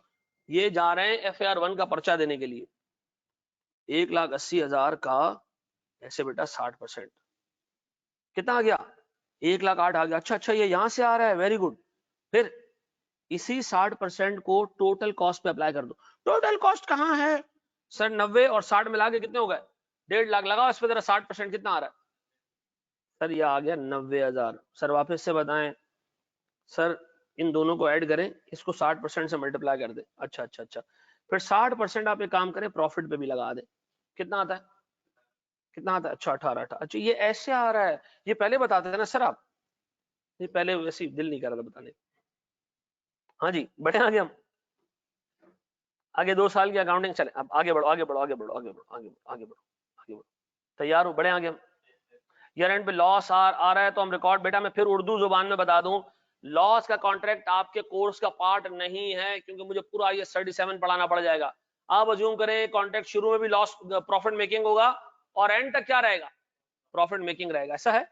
अच्छा जी बढ़े आगे हम दोस्त, बढ़े आगे। हमने पहला काम कर दिया, पहले साल का काम कर दिया। नहीं नहीं नहीं नहीं नहीं, सुनो सुनो सुनो सुनो सुनो, चौथा काम, चौथा काम देखो बेटा, थोड़ी सी भारी चीजें हैं, लेकिन ये नहीं पढ़ाऊंगा तो अगेन फेल होके आ जाओगे। ठीक है जी, सुनिएगा दोस्त, खैर है खैर है, चलो खैर है खैर है, कोई मसला नहीं। हाँ माय क्वेश्चन प्लीज जल्दी पूछो, लेकिन अगर वो एक्सपेक्टेड प्रॉफिट है तो नहीं बुक करना चाहिए, क्योंकि पक्का वाला प्रॉफिट नहीं है। भाई दोबारा एक चीज सुन लो, अगर मैं प्रॉफिट को डिले करूंगा बुक करना, तो ये कोई 1 साल का कॉन्ट्रैक्ट नहीं है। ये कितने साल का कॉन्ट्रैक्ट है? 2 साल का कॉन्ट्रैक्ट है, मे बी 20 साल का कॉन्ट्रैक्ट हो, मैं बाज़ औक़ात पुल बनने होते 10-10 साल लग जाते हैं, 10-10 साल लग जाते हैं। ये जो अभी नुमाइश वाला पुल बन रहा था, ये नुमाइश वाला पुल बन रहा था, मेरी बेगम ने सर इसमें ACC शुरू किया और उसके अंदर AC उसका कंप्लीट हो गया, पुल अभी तक कंप्लीट नहीं हुआ। ठीक है ना, 3 साल में उसने AC कर लिया, अभी तक पुल वहीं खड़ा, अभी तक वो उसका अच्छा खासा पोर्शन बाकी है पुल बनने का। तो अगर मैं सर रेवेन्यू बुक करना, जो ठेकेदार है वो रेवेन्यू बुक करना शुरू करे एंड पे आके कि जब पक्का वाला प्रॉफिट होगा मैं तब बुक करूंगा, तो सर उसकी नस्लें खत्म हो जाएंगी, नुमाइश का पुल खत्म नहीं होगा। ऐसा है सर, 2 की जगह 3 साल हो तो 3 साल में तैयार हो जाए, कोई मसला नहीं। नहीं नहीं नहीं है बात, आगे जाने तो 2 चीजों को यार जी। ब्रेक इवन में भी आएगा IFRS 15 में, ब्रेक इवन में, हाँ ब्रेक इवन में भी IFRS 15 आ जाएगा। ओएस सही कह रहे हो जी, लॉस मेकिंग सिर्फ यहां नहीं आएगा जी, हाँ टुकड़ों में जाएगा। वेरी गुड जी। अब बताओ सर, मैं अगर आपसे पूछूं फॉर द ईयर PNL, हाँ ये कुछ सुना सुना लग रहा है। एज एट PNL का मतलब पता है क्या होता है? अब तक कितना रेवेन्यू बुक कर लो, अब तक कितना रेवेन्यू। अच्छा आज से पहले कितना रेवेन्यू हम बुक कर चुके हैं इस कॉन्ट्रैक्ट पे? कुछ भी नहीं। आज तक हम इस कॉन्ट्रैक्ट, आज तक इस रेवेन्यू पे, इस कॉन्ट्रैक्ट पे हम कितना रेवेन्यू बुक कर चुके हैं? कुछ भी नहीं, है तो पहला साल है। तो चलो एक काम करो, पहले साल रेवेन्यू बुक कर लेते हैं कितना। अब देखो मैंने ये चीज कही ना, 4 लोग इसको अटेंटिवली नहीं सुन सके, वो इधर उधर देख रहे थे। अभी याद आया यार, ऊपर भी 1 लाख आर्डर है, नीचे भी एक आर्डर आ रहा है। फिर मैं जब ऐसे कॉस्ट लिखूंगा कि अब तक इस पे कॉन्ट्रैक्ट पे कितनी कॉस्ट बुक हो चुकी है, आप कहोगे 0, वो कह रहे हैं अब तक 90 बुक हो जानी चाहिए। ठीक है जी, और प्रॉफिट कितना? अब एक सोच रहा है ऊपर भी PNL नीचे भी PNL, फर्क क्या है इन दोनों में? भाई फर्क ये है कि ऊपर वाला PNL तो हमें बताएगा as at PNL, accumulated PNL। नीचे वाला PNL क्या है? For the year PNL। Accumulated depreciation और डेप्रिसिएशन में फर्क पता है ना? डेप्रिसिएशन फॉर द ईयर होता है और अक्यूमुलेटेड डेप्रिसिएशन क्या होता है? एज एड होता है। याद आ रहा है ना भाई? अभी IE का पेपर पास करके पता नहीं आ रहे हो या नहीं आ रहे हो, दे के जरूर आ रहे हो, इतना मुझे पता है। ऐसा बताओ मेरे बच्चों, गौर से सुनो मेरा प्यारा भाई, क्या पहला साल कंप्लीट? क्या पहला साल कंप्लीट? मैं अप्रिशिएट करूंगा कि इसको आप लिख लो, अप्रिशिएट करूंगा कि आप इसको लिख लो, यहां से लिख लो, शाबाश। अभी हमने दूसरे साल की अकाउंटिंग करनी है, क्या करनी है सर? पैसे कब मिलेंगे इसके? एंड पे जाके मिलेंगे। एज एड वाला अशबन नहीं, अभी हम सिर्फ रेवेन्यू बुक करना सीख रहे हैं। देखो मैं फिर एक चीज बता दूं, ऐसा नहीं होगा पेपर में कि एक सवाल मैं तुम्हें वो करवाऊं और वो पेपर में किसी नए एरिया से उठ के आ जाए जो तुम्हें पता ही ना हो। ठीक है जी, ये नहीं हो सकता।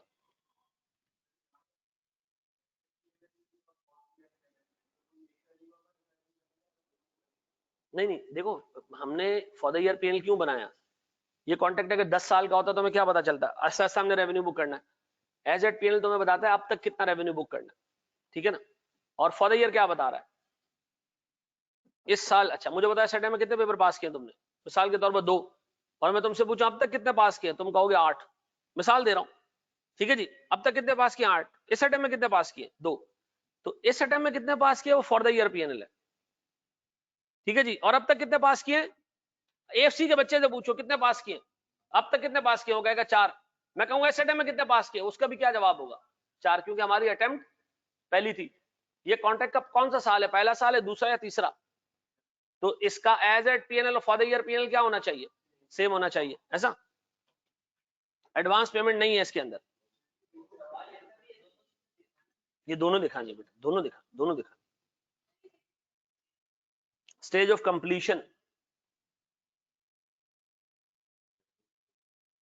ईयर 1 पे एस्टिमेट चेंज हो सकता है, बिल्कुल, अभी सीखेंगे हम। अगले सवाल में एस्टिमेट चेंज करेंगे, टेंशन क्यों ले रहे हो? अच्छा, मुझे लग रहा था हम 16 क्लासों में खत्म करेंगे, मुझे लग रहा है अब 23 क्लासें लगेंगी। ठीक है जी।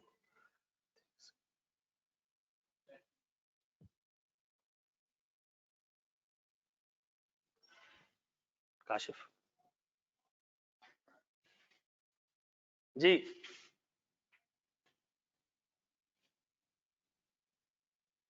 काशिफ बुला रहे, स्क्रॉल डाउन।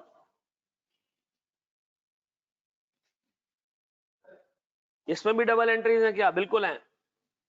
आधे IFRS 15 के सवाल जो हिस्ट्री में है वो डबल एंट्री के। ठीक है जी। डबल एंट्री खबर के सवालों के अलावा हर सवाल में आएंगी। सर प्रैक्टिकल लाइफ में कॉन्ट्रैक्ट करते वक्त जो पैसे ड्यूरिंग द ईयर सीखेंगे जितेश, बिल्कुल। 2 मिनट रुक जाओ मेरा बच्चा, मैं पहले रेवेन्यू बुक करना सिखा दूं, फिर मैं अज्यूम करूंगा कैश शुरू में रिसीव हो तो क्या होगा, बाद में रिसीव हो तो क्या होगा। लेकिन एक चीज को आहिस्ता आहिस्ता ना, पहली क्लास में पीएचडी नहीं करनी है ना।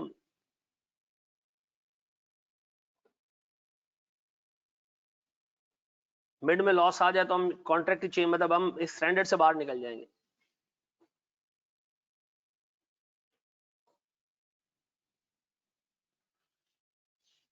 नहीं, सारी ट्यूनिंग सर्विसेज एक ऑब्लिगेशन काउंट होगी। सेट है जी। सर जो टॉपिक हो चुके हैं उनका हम क्या करेंगे, रिपीट होंगे तुम लोग के साथ कुछ एरियाज, लेकिन बाकी आपने रिकॉर्डेड लेक्चर्स के फॉर्म में देखना होगा। हमारा एक असिस्टेंट आपके साथ सारी चीजें रिपीट करेगा, ठीक है। सर लास्ट से लास्ट अटेम्प्ट में एक क्वेश्चन आया था लॉन्ग टर्म कॉन्ट्रैक्ट का, वो समझ में नहीं आया, उसमें रेवेन्यू एंड पे स्पेसिफिक पॉइंट पे मैनेज, वो देख लेते हैं अभी, कोई टेंशन नहीं है। लॉस आई 37 में जाएगा, बिल्कुल सही। अच्छा जी, 24 क्लासें हो चुका है हमारा एस्टिमेट, वेरी गुड जी। देखो यार मुझे एक बात बताओ, हम अकाउंटिंग सीखेंगे, हम बिजनेस सेंस चीजों का नहीं सीखेंगे। सर आप अज्यूम कर रहे हैं कि 2 साल बाद पैसे मिलेंगे, व्हाट इफ के ठेकेदार के बाद पैसे खत्म हो जाए?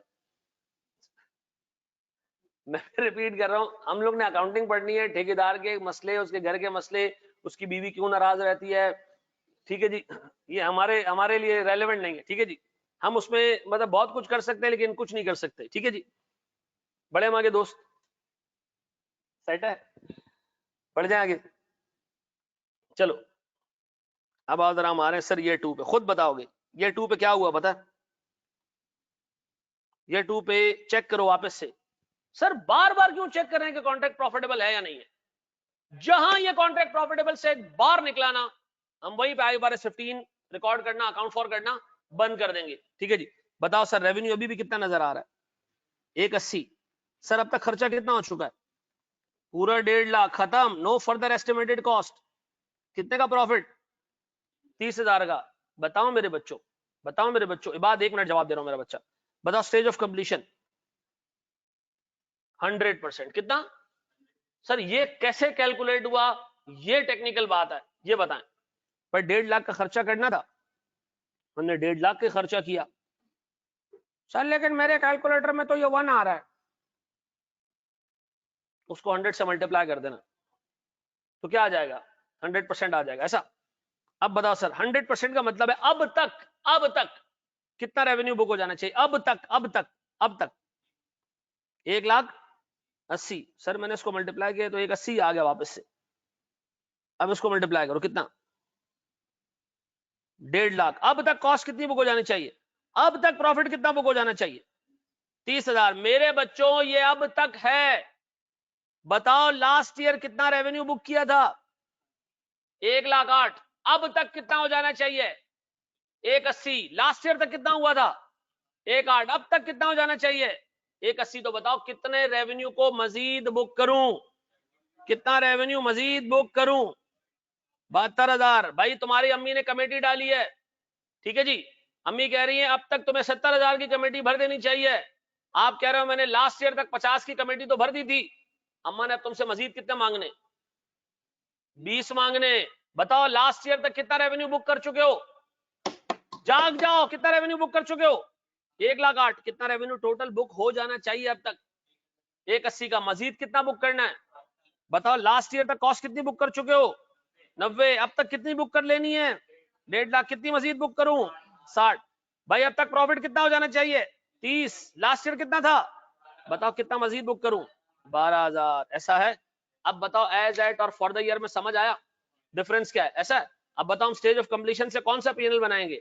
एज एट, और दो एज एट पीएनएल को कंपेयर करेंगे तो क्या निकलेगा? For the year PNL. ऐसा है, ऐसा है, ऐसा है। सर इसको कॉपी करें और 3-4 सवाल मेरे साथ ऊपर नीचे करें जरा, शाबाश।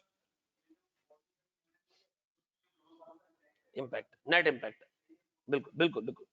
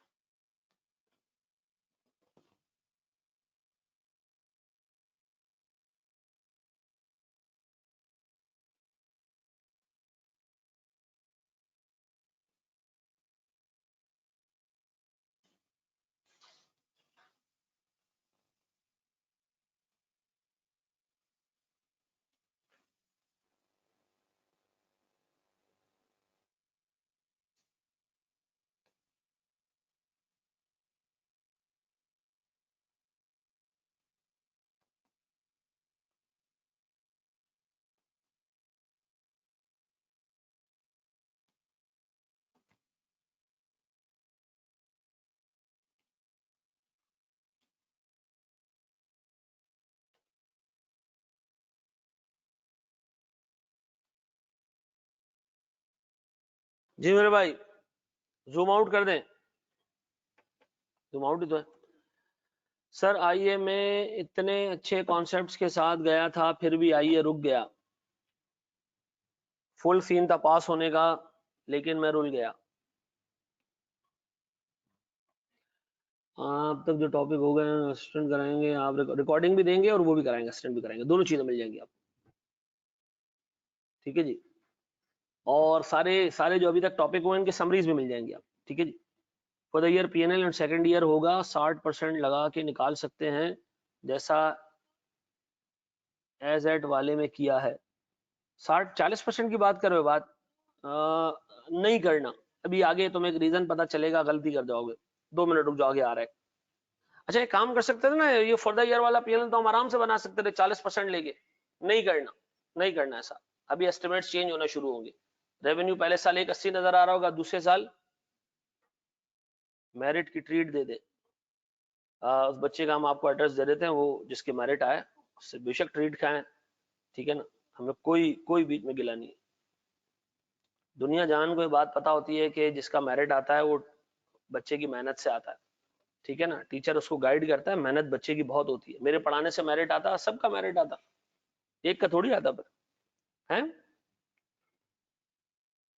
एआरटीटी इफ्तार पार्टी का कोई सीन है? हाँ अगले साल सर, जब फाइनेंशियल स्टेटमेंट्स बनेगी तो पीएनएल फॉर द पीरियड वाला शो होगा। हाँ जी, बड़े आगे हम नहीं, 11 सितंबर को जी।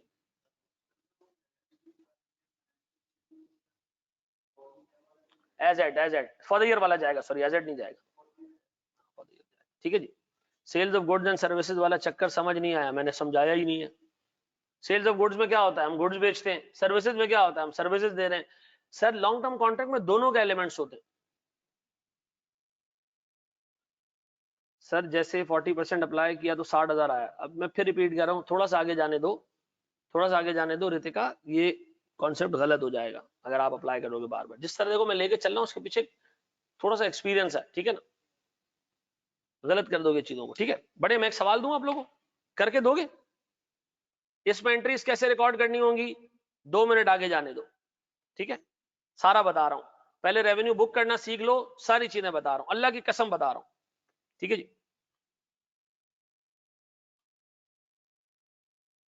पुराने जमाने की औरतें होती थी ना, अब तो खैर लोगों में शऊर आ गया। पुराने जमाने की औरतें जैसे बेटे की शादी कराई, अगले महीने से डिमांड, कब दादी बना रहे हो हमें? रुक जाओ भाई अल्लाह के बंदे, मैं आज भी यही बोलूंगा कोर्स को थोड़ा आगे जाने दो, सारे सवालों के जवाब दे रहा हूं।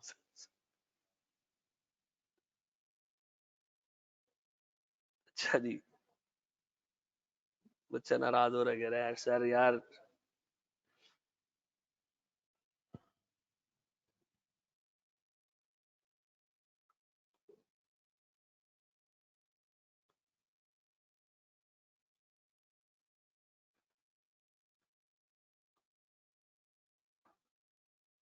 जब पहला सवाल ही मैं आपको दे रहा हूं तगड़ा किस्म का, ठीक है।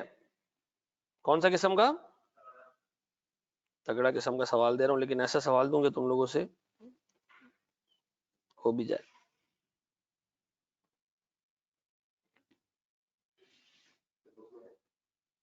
नहीं, ये बुक में, ये मेरा अपना हैंड आउट है जो मैं अपने पढ़ाने के लिए यूज करता हूँ, ठीक है।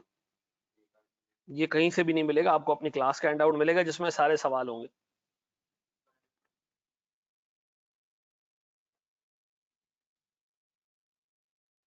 अच्छा सुनो, ये कॉन्ट्रैक्ट है, ठीक है जी, गौर से सुनना। ये कॉन्ट्रैक्ट है, कितने साल का कॉन्ट्रैक्ट नजर आ रही है? सर एक रिक्वेस्ट है, 2-2 आवर्स की क्लासेस नहीं लगवाएं, 1.5-1.5 आवर्स की क्लासेस कर लिया करें। हाँ, वो होंगी 2 आवर्स की, लेकिन काम 1.5 घंटे का ही होगा उसमें, ठीक है। अब बढ़े आगे, हम 15 मिनट में लेट आता हूँ आमतौर पे, 10 मिनट में जल्दी छोड़ देंगे तो आपको फील 1.5 घंटे का ही होगा, ठीक है। बढ़े आगे हम, चलो मुझे बता कितने साल का कॉन्ट्रैक्ट है ये, पढ़ते हैं इसको। Usman limited engage the business of producing customize software for large corporates. जी, बड़ी बड़ी कंपनी के लिए हम क्या बनाते हैं? सॉफ्टवेयर बनाते हैं। सॉफ्टवेयर कैसे बनता है? 2 दिन में बन जाता है? नहीं सर, बाज़ औक़ात इतनी बड़ी कंपनीज के लिए सॉफ्टवेयर बनाना, उसके काफी डिपार्टमेंट्स, उसको इनकॉर्पोरेट करना, ये सारी चीजें तो सर लगता है कोई 2-2.5 साल लग जाते हैं। एआरटीटी 12/13 की छोटा सा कॉलेज है, मतलब छोटा सा कॉलेज है, ठीक है जी, उसका सॉफ्टवेयर बनाने में 6 महीने से ऊपर लग गया, हमें अभी भी नहीं मिला। जी जनाब, the company was awarded a contract on 1 July 2016 for making a software which would take 3 years to complete. कितने साल लगे हैं कंप्लीट होने में? 3 साल। बताओ ये सेल्स ऑफ गुड्स है या प्रोविजन ऑफ सर्विसेज है या लॉन्ग टर्म कॉन्ट्रैक्ट है? लॉन्ग टर्म कॉन्ट्रैक्ट है, ठीक है जी। And integrate into the main system of the client, ये सॉफ्टवेयर हम लेके ना क्लाइंट के मेन सिस्टम में क्या कर देंगे? इंटीग्रेट कर देंगे, ठीक है जी। Details of the cost incurred, expected cost and revenues are as under. रुको, कॉन्ट्रैक्ट डील कितने पे हुआ था? 2.5 पे, फिर ये 264 कैसे होगा?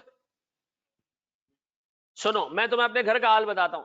हमने एक ठेकेदार को पकड़ा, एक प्लॉट पे हमने अपना घर बनवाना शुरू किया, ठीक है। घर बनवाना शुरू किया, सौदा हुआ मिसाल के तौर पर 1.25 करोड़ रुपए में। उसके बाद क्या हुआ, हमारी जो बेगम है उनको घर में ना चेंजेस का बड़ा शौक है। पहले उन्होंने किचन रखा, ये रखा, वो रखा, बाद में उन्होंने कहा नहीं ये काम करें, ये वॉशरूम बड़ा कर दें, किचन ऐसे कर दें, वैसे कर दें। उन्होंने कहा बाजी आप चेंजेस कराती जाएंगी, पैसे बढ़ते जाएंगे। तो ठीक है, पैसे बढ़ाते जाओ, बढ़ाते जाओ, बढ़ाते जाओ, बढ़ाते जाओ। यहाँ पे भी क्या हो रहा है, 2.5 लाख रुपए में कॉन्ट्रैक्ट अग्री हुआ था, मे भी कुछ चीजें चेंज हुई होंगी, कॉन्ट्रैक्ट का रेवेन्यू क्या हो गया? बढ़ गया, और बढ़ गया, और बढ़ गया। आपको एग्जाम में इस चीज को चैलेंज नहीं करना, वो कहे रेवेन्यू इतना आप मान लेंगे, ठीक है जी। अब बताओ सर, कॉस्ट ये आती जा रही है, आंखें खोल के काम करना। देखो मैं फिर बता दूं, मैं थोड़ा सा भारी आऊंगा इस पर्टिकुलर स्टैंडर्ड के ऊपर, लेकिन काम तरीके से करना। नीचे वाला टोटल एस्टिमेटेड कॉस्ट है, फर्दर एस्टिमेटेड कॉस्ट है, तो टोटल में क्या शामिल है? ऊपर वाली कॉस्ट भी शामिल है, ठीक है जी। मुझे सर इस सवाल में रेवेन्यू निकाल के दो, ये वाला चार्ट मुझे बना के दो ऊपर वाला, शाबाश। मैं देखना चाहता हूं इस सवाल को आधा सही करना है आपने। कितना? आधा सही करना है, पूरा नहीं। भाई इसको सही कर लो, ये 30 जून 2017 है, या इसको एक काम करो, इसको 15 कर लो। ठीक है जी, खत्म हो गई बात। चलो जी,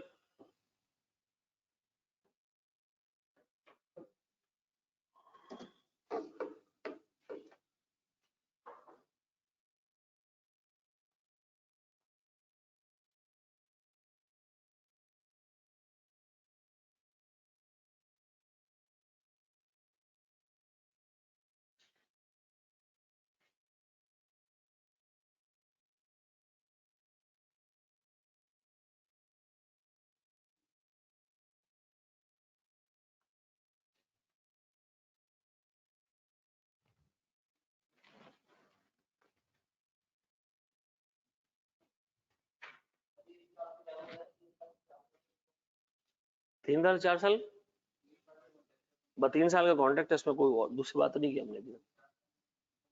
अच्छा मुझे एक बात बताओ, एक पहला दिन है, फिर पहले साल का एंड है, ये पहला दिन है, फिर पहले साल का एंड है, सेट है, फिर दूसरे साल का एंड, तीसरे साल का एंड, सेट हो गया। तो पहले दिन को इग्नोर कर देना, कोई टेंशन नहीं।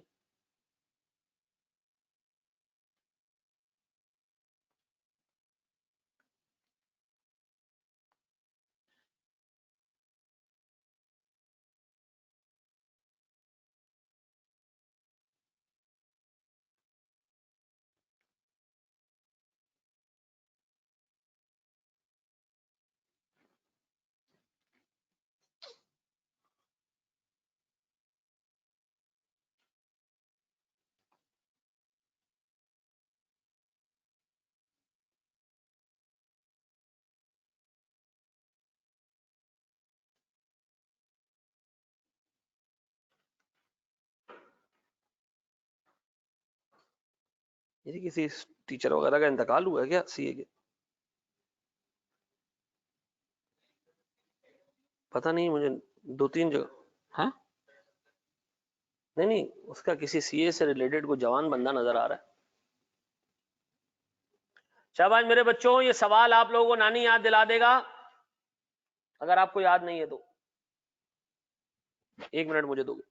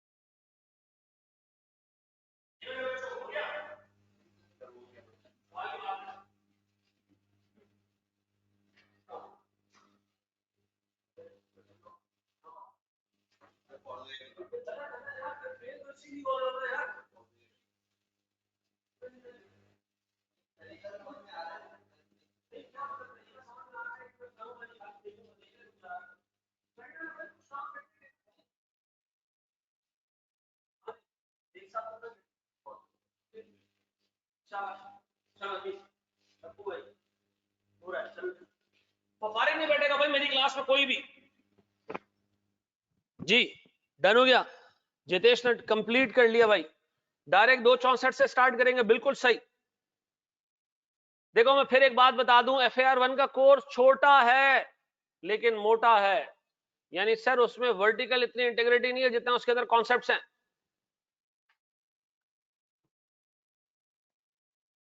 2 साल हो गए, चलो जी, very good Rohit, very good Ashar, चलो जी कर लो कर लो कर लो, आराम आराम से कर लो।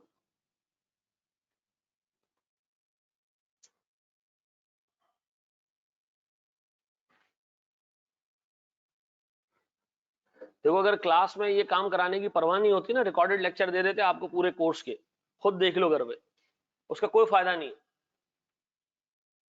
मैं बहुत सारे इंस्टीट्यूट्स में अभी जो रेगुलर क्लास चल रही है उसमें बच्चों को रिकॉर्डेड लेक्चर दे रहे हैं, जा बेटा ये चला घर पे खुद, ठीक है ना, मुझसे सवाल पूछेगा मेरी हट जाएगी, इससे पूछेगा नहीं हटेगी, बार बार पीछे करता जा। नहीं नहीं मैं कुछ नहीं कहूंगा, कुछ नहीं कहूंगा।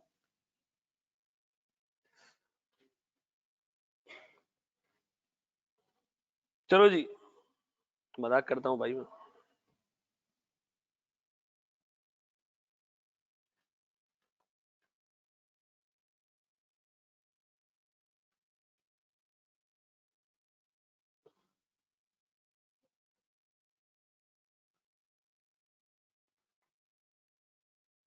चलो जी मेरे बच्चों, कर लिया? अच्छा करो करो, शाबाश शाबाश शाबाश, done with the whole question, very good साद।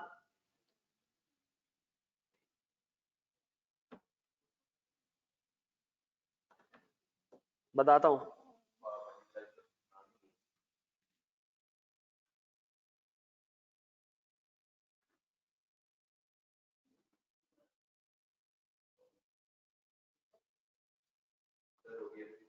सवाल की बात करो। चलो जी,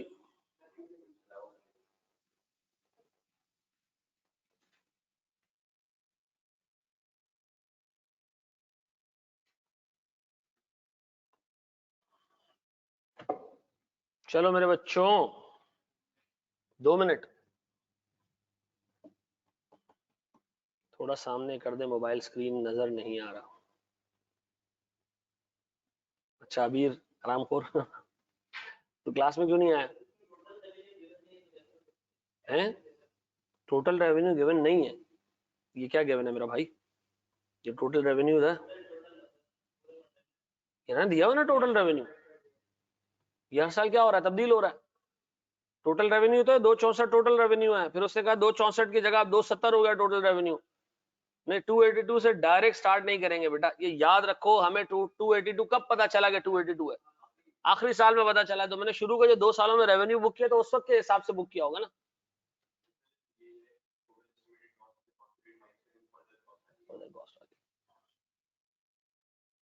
जी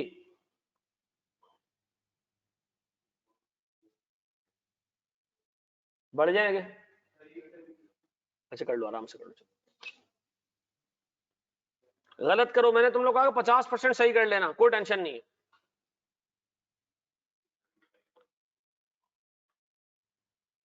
थर्ड ईयर में टोटल एस्टिमेटेड कॉस्ट सेम होगी यार,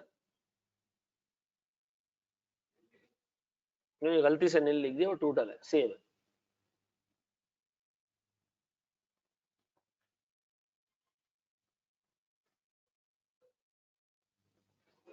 हमने बिल्कुल सही कहा। डन हो गया? अब मैं करवा रहा हूं उसको, यहाँ देख लो बेटा, गलती अगर किसी ने भी की है कोई मसला नहीं है, लेकिन अटेम्प्ट सबने किया होना चाहिए, ठीक है जी।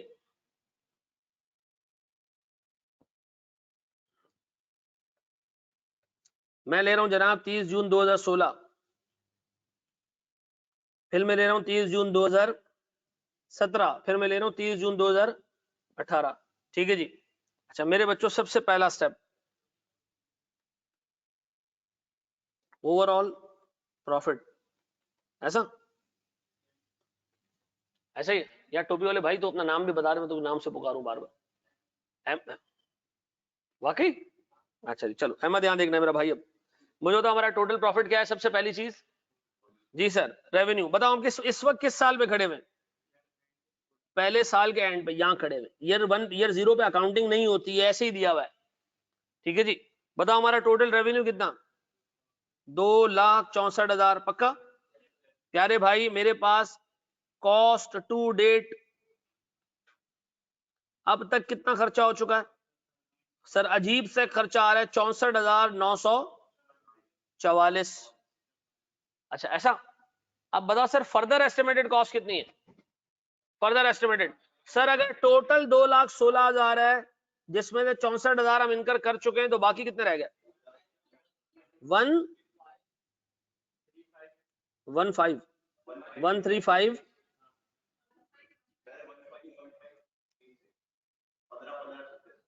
15 15 36। पक्का? ये आ गया मेरे पास फर्दर एस्टिमेटेड कॉस्ट। नहीं कोई मसला नहीं सर। कितना? 15,1536। बताओ मेरे पास कितना ओवरऑल प्रॉफिट?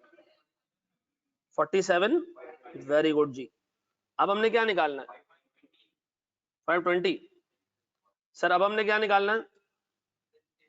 वेरी गुड जी, बिल्कुल सही कहा आपने। आपका मुंह धुला होता लड़के, मैं आपकी पपी ले लेता। जी सर। स्टेज ऑफ कंप्लीशन कितना जी? बताओ मेरे पास कितना खर्चा हो चुका है? सर 64,944 रुपए का खर्चा हो चुका है आउट ऑफ 216,480। टोटल 2,16,480 में से इतना खर्चा हो चुका है। कितना? बेहतरीन जी, 30%। ऐसा कितना परसेंट? कहां गया?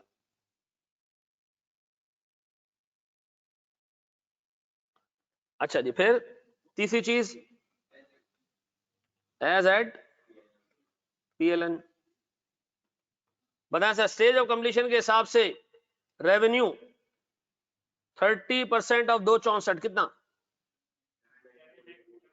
79,200। 30% के हिसाब से टोटल कॉस्ट आप डायरेक्ट 30% 2,16,000 पे भी लगा सकते हैं। कितना? 64,944। 30% ऑफ ओवरऑल प्रॉफिट 14,900 256। पक्का? सही कह रहा है लड़का। और मेरे पास चौथा चौथा वो क्या है sir? For the year PNL। हाँ जी। Revenue copy paste, institute of copy and paste, I cap.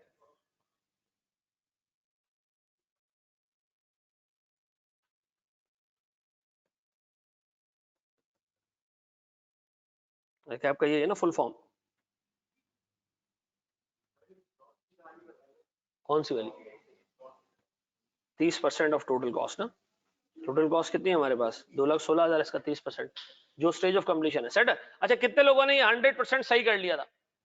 Online वालों, ऑनलाइन वालों जरा लिख दो तो मुझे अच्छा लगेगा कि भाई वेरी गुड जी, वेरी गुड मेरा भाई बाबू। डन। ओके चलो जी 100%। Very good very good very good very good.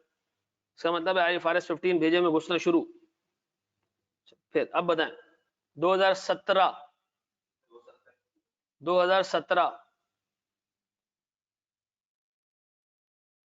हाँ जी कितना जी रेवेन्यू? 270। फिर जो है ना कॉस्ट टू डेट 1,28,000 जो है वो इतना। फिर सर इन दोनों का डिफरेंस कितना? 100 100,980 कितना?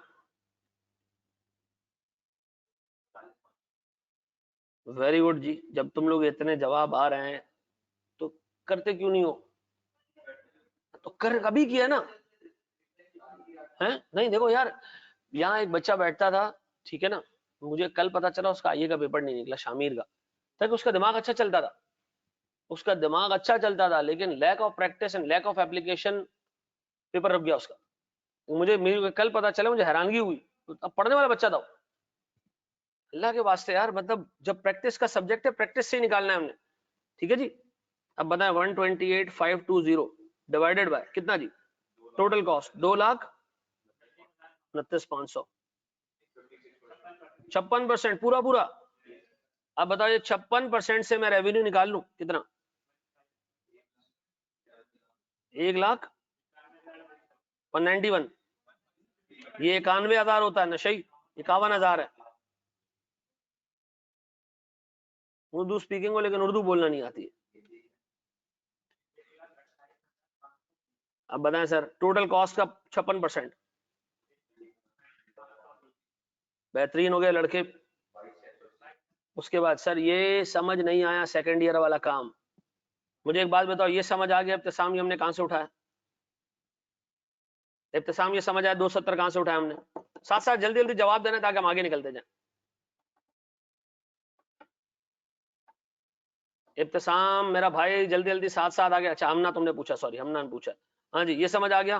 अच्छा ये समझ आ गया 1,28,000 कहां से आ रहा है, ये समझ आ रहा है? हमना जल्दी जल्दी जवाब देना मेरा बच्चा। अच्छा फिर मुझे एक बात बताओ, 1,09,80 ये है मेरे पास इन दोनों का डिफरेंस, यानी फर्दर एस्टिमेटेड कॉस्ट। डन। इससे मुझे पता चल गया मेरा ओवरऑल प्रॉफिट 40,500 रहेगा। अब बताओ मैंने 1,28,500 रुपए का खर्चा कर दिया है आउट ऑफ 2,29,500, तो परसेंटेज कितना हो गया? 56। पक्का? अब बताए 56 के हिसाब से मेरा ओवरऑल रेवेन्यू अब तक कितना हो जाना चाहिए? 56% ऑफ टोटल अमाउंट कितना? 56% ऑफ टोटल अमाउंट कितना? 56% of total revenue. Done. 56% of total cost, total cost is 229,500, इतना आ गया। 56% ऑफ टोटल प्रॉफिट, ऐसा निकालो जरा कितना आ रहा है 56% ऑफ टोटल प्रॉफिट। 22। अच्छा अब देखो ये दो एज एट पीएनएल है, अब इनको कंपेयर करो। लास्ट ईयर तक 79,200 का रेवेन्यू बुक हो चुका था, अब मजीद कितना रेवेन्यू बुक करना है? देखो मेरी बात सुनो दोबारा एक चीज शर्जील, मैंने अपने घर में एक कंस्ट्रक्शन करवाई, बार बार कंस्ट्रक्शन का डिजाइन चेंज करता रहा, क्या रेवेन्यू की अमाउंट सेम रहेगी? या जो कॉन्ट्रैक्टर है वो मुझसे एक ही जितने पैसे लेगा, या उसको हर दफा चेंज करता जाएगा? वो चेंज करता जाएगा ना, तो ये हर दफा चेंज होती रही है रेवेन्यू की अमाउंट। अग्री पहले पहले दिन 2,50,000 हुआ था, बाद में 2,64 हो गया, बाद में 2,70 हो गया, और आखिर तक जाते जाते 2,82 हो गया। ठीक है जी, या आपको एग्जाम में कैलकुलेट नहीं करना होगा, आपको गिवन होगा पेपर में। ठीक है जी। अब बताओ सर मेरे पास मेरे बच्चों 1,51,200, लास्ट ईयर 79,200 कितना? अब बताओ लास्ट ईयर इतनी कॉस्ट, इस साल एज एड इतनी कॉस्ट, फर्दर 63,756, 8457, जाने दे यार कोई मसला नहीं, 84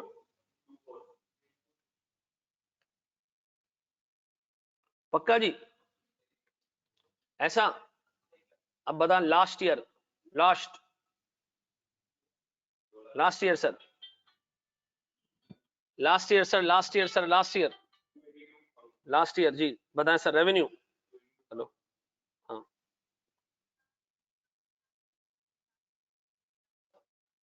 चलो सही है, सही सही। क्यों डिसीजन चेंज क्यों कर दिया एकदम? मैं बोलूं तो मना? अच्छा चलो चलो चलो मैं कॉल करता हूँ, रखो 1 मिनट।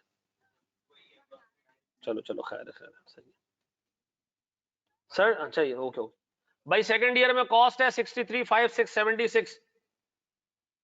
अच्छा ये गलत किया मैंने, ये ऐसे? सही खैर है मेरा बच्चा, कोई मसला नहीं, इतनी गलतियां माफ हैं, बड़ी बड़ी गलतियां हो गई हैं, अब वो जवान भी हो चुके हैं लोग हैं। 2,42,000 फिर फॉर द ईयर पीएनएल समझ में नहीं आया। 6 मिनट गुजरने के बाद दो एज एट पीएनएल का डिफरेंस, दो एज एट पीएनएल का डिफरेंस। सर मुझे पहले दिन 2 चमाटे लगी और दूसरे दिन तक टोटल 5 चमाटे लगी हैं, तो बताओ मुझे दूसरे दिन कितनी चपेड़े पड़ी हैं? 3 चपेड़े पड़ी हैं, ऐसा? तो सर ये एज एट पीएनएल जो दो बने हुए इनका difference for the year PNL है। कोई आपसे पूछा भाई 2 दिनों में कितनी चपेड़े खाई? सर 5 चपेड़े खाई। पहले दिन कितनी खाई थी सर? 2 चपेड़े खाई थी। तो बता दूसरे दिन कितनी चपेड़े खाई हैं? सर ये कैसे पता चलेगा? सर इन दोनों का डिफरेंस। ऐसा तला क्लियर हो गया? तला साहब अगले साल जवाब देंगे, हम आगे बढ़ते हैं सर। अब बताएं सर, मेरे पास फर्दर एस्टिमेटेड कॉस्ट है? नहीं है सर। फिर 39 480, ये कैसे 480 आ रहा है? 242 520 है ना, 000 तो नहीं है। तो सही कर रहा हूं ना मेरा भाई? सर स्टेज ऑफ कंप्लीशन ऐसे करके भी दिखाएं, कितना आ रहा है? वेरी गुड जी, this was the most difficult जी। अब बताएं 100% रेवेन्यू, 100% कॉस्ट, फिर 3948 या अल्लाह तेरा शुक्र। अब बताएं सर मेरे पास रेवेन्यू, एडिशनल रेवेन्यू 1,30,500। भाई लास्ट ईयर तक मेरा रेवेन्यू 1,51,200 था, अब मेरा 2,82 हो चुका है। फिर प्रॉफिट 1,13,000,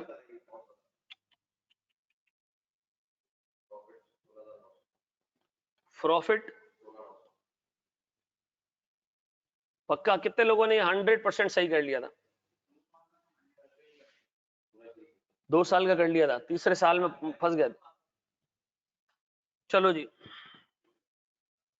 नहीं फिर मुलाकात नहीं होती, रुको। 1,14,000 है, 1,14,000 है क्या भाई? तो ये कौन भंग भंग पिया हुआ नशई?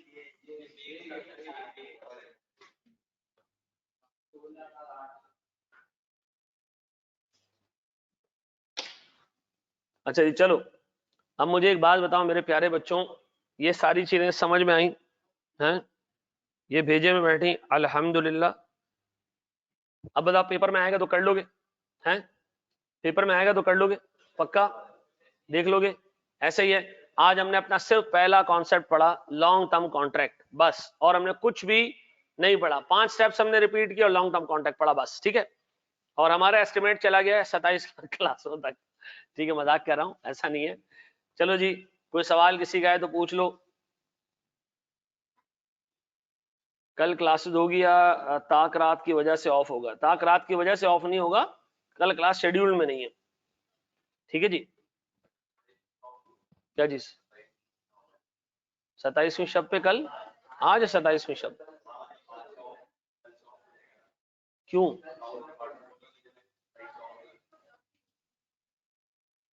तो पता नहीं है कौन, भी बंद करके गाली दूंगा मैं उसको जी। बड़े वहां के दोस्त सर टॉपिक पढ़ा दिए, वो रिफ्रेशर को दोबारा पढ़ाएंगे। देखो कुछ टॉपिक्स ऐसे हैं जो मतलब सारों के हम आपको एक तो रिकॉर्डेड लेक्चर्स दे देंगे, ठीक है, सारों के समरी लेक्चर्स भी दे देंगे। फिर सर जो मेरे असिस्टेंट हैं वो आपको जो है वो जो टॉपिक 2-3 हो चुके हैं वो कवर कराएंगे, लेकिन एट द सेम टाइम हम एंड पे रखते हैं एक डिटेल्ड वर्कशॉप जिसमें मैं पूरा कोर्स ही रिवाइज करा देता हूँ। ठीक है जी? FAR 1 का कोर्स इतना बड़ा नहीं है ना, मैं आपको बार बार बोल रहा हूँ, बड़ा नहीं है इतना, लेकिन कांटेदार है, चुभेगा बहुत आपको ही। मतलब बहुत सारी चीजें हैं समझ में देर से आती है। ठीक है ना? कौन से टॉपिक हो गए? IS 36 हो गया, 20 और 40 हो चुका है बस। ठीक है जी? वो मेरा नहीं है। ठीक है, चले जी। PDF दे दे सर, ये ले PDF। PDF भाई उसी वक्त लेके जाया करो।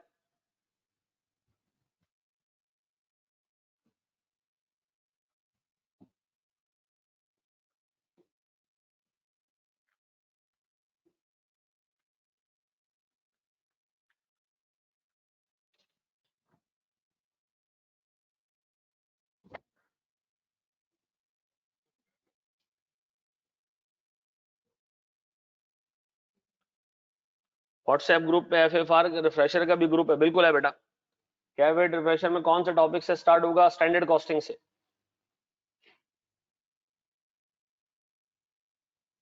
IS 40 का भी एक, चलो वो भी ले लो।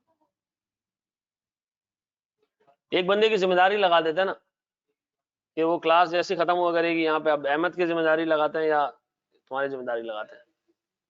ये मेरे लैपटॉप से जो है वो सबको वो भेज देना है तुम लोग ने, ठीक है? हैं? तुम गैर जिम्मेदार हो। मैं तुम्हें इतनी दफा याद दिलाऊंगा कि तुम को जो है वो चीजें याद रहेंगी। हैं? नहीं, कोई एक जिम्मेदारी ले लो। कौन लेगा जिम्मेदारी?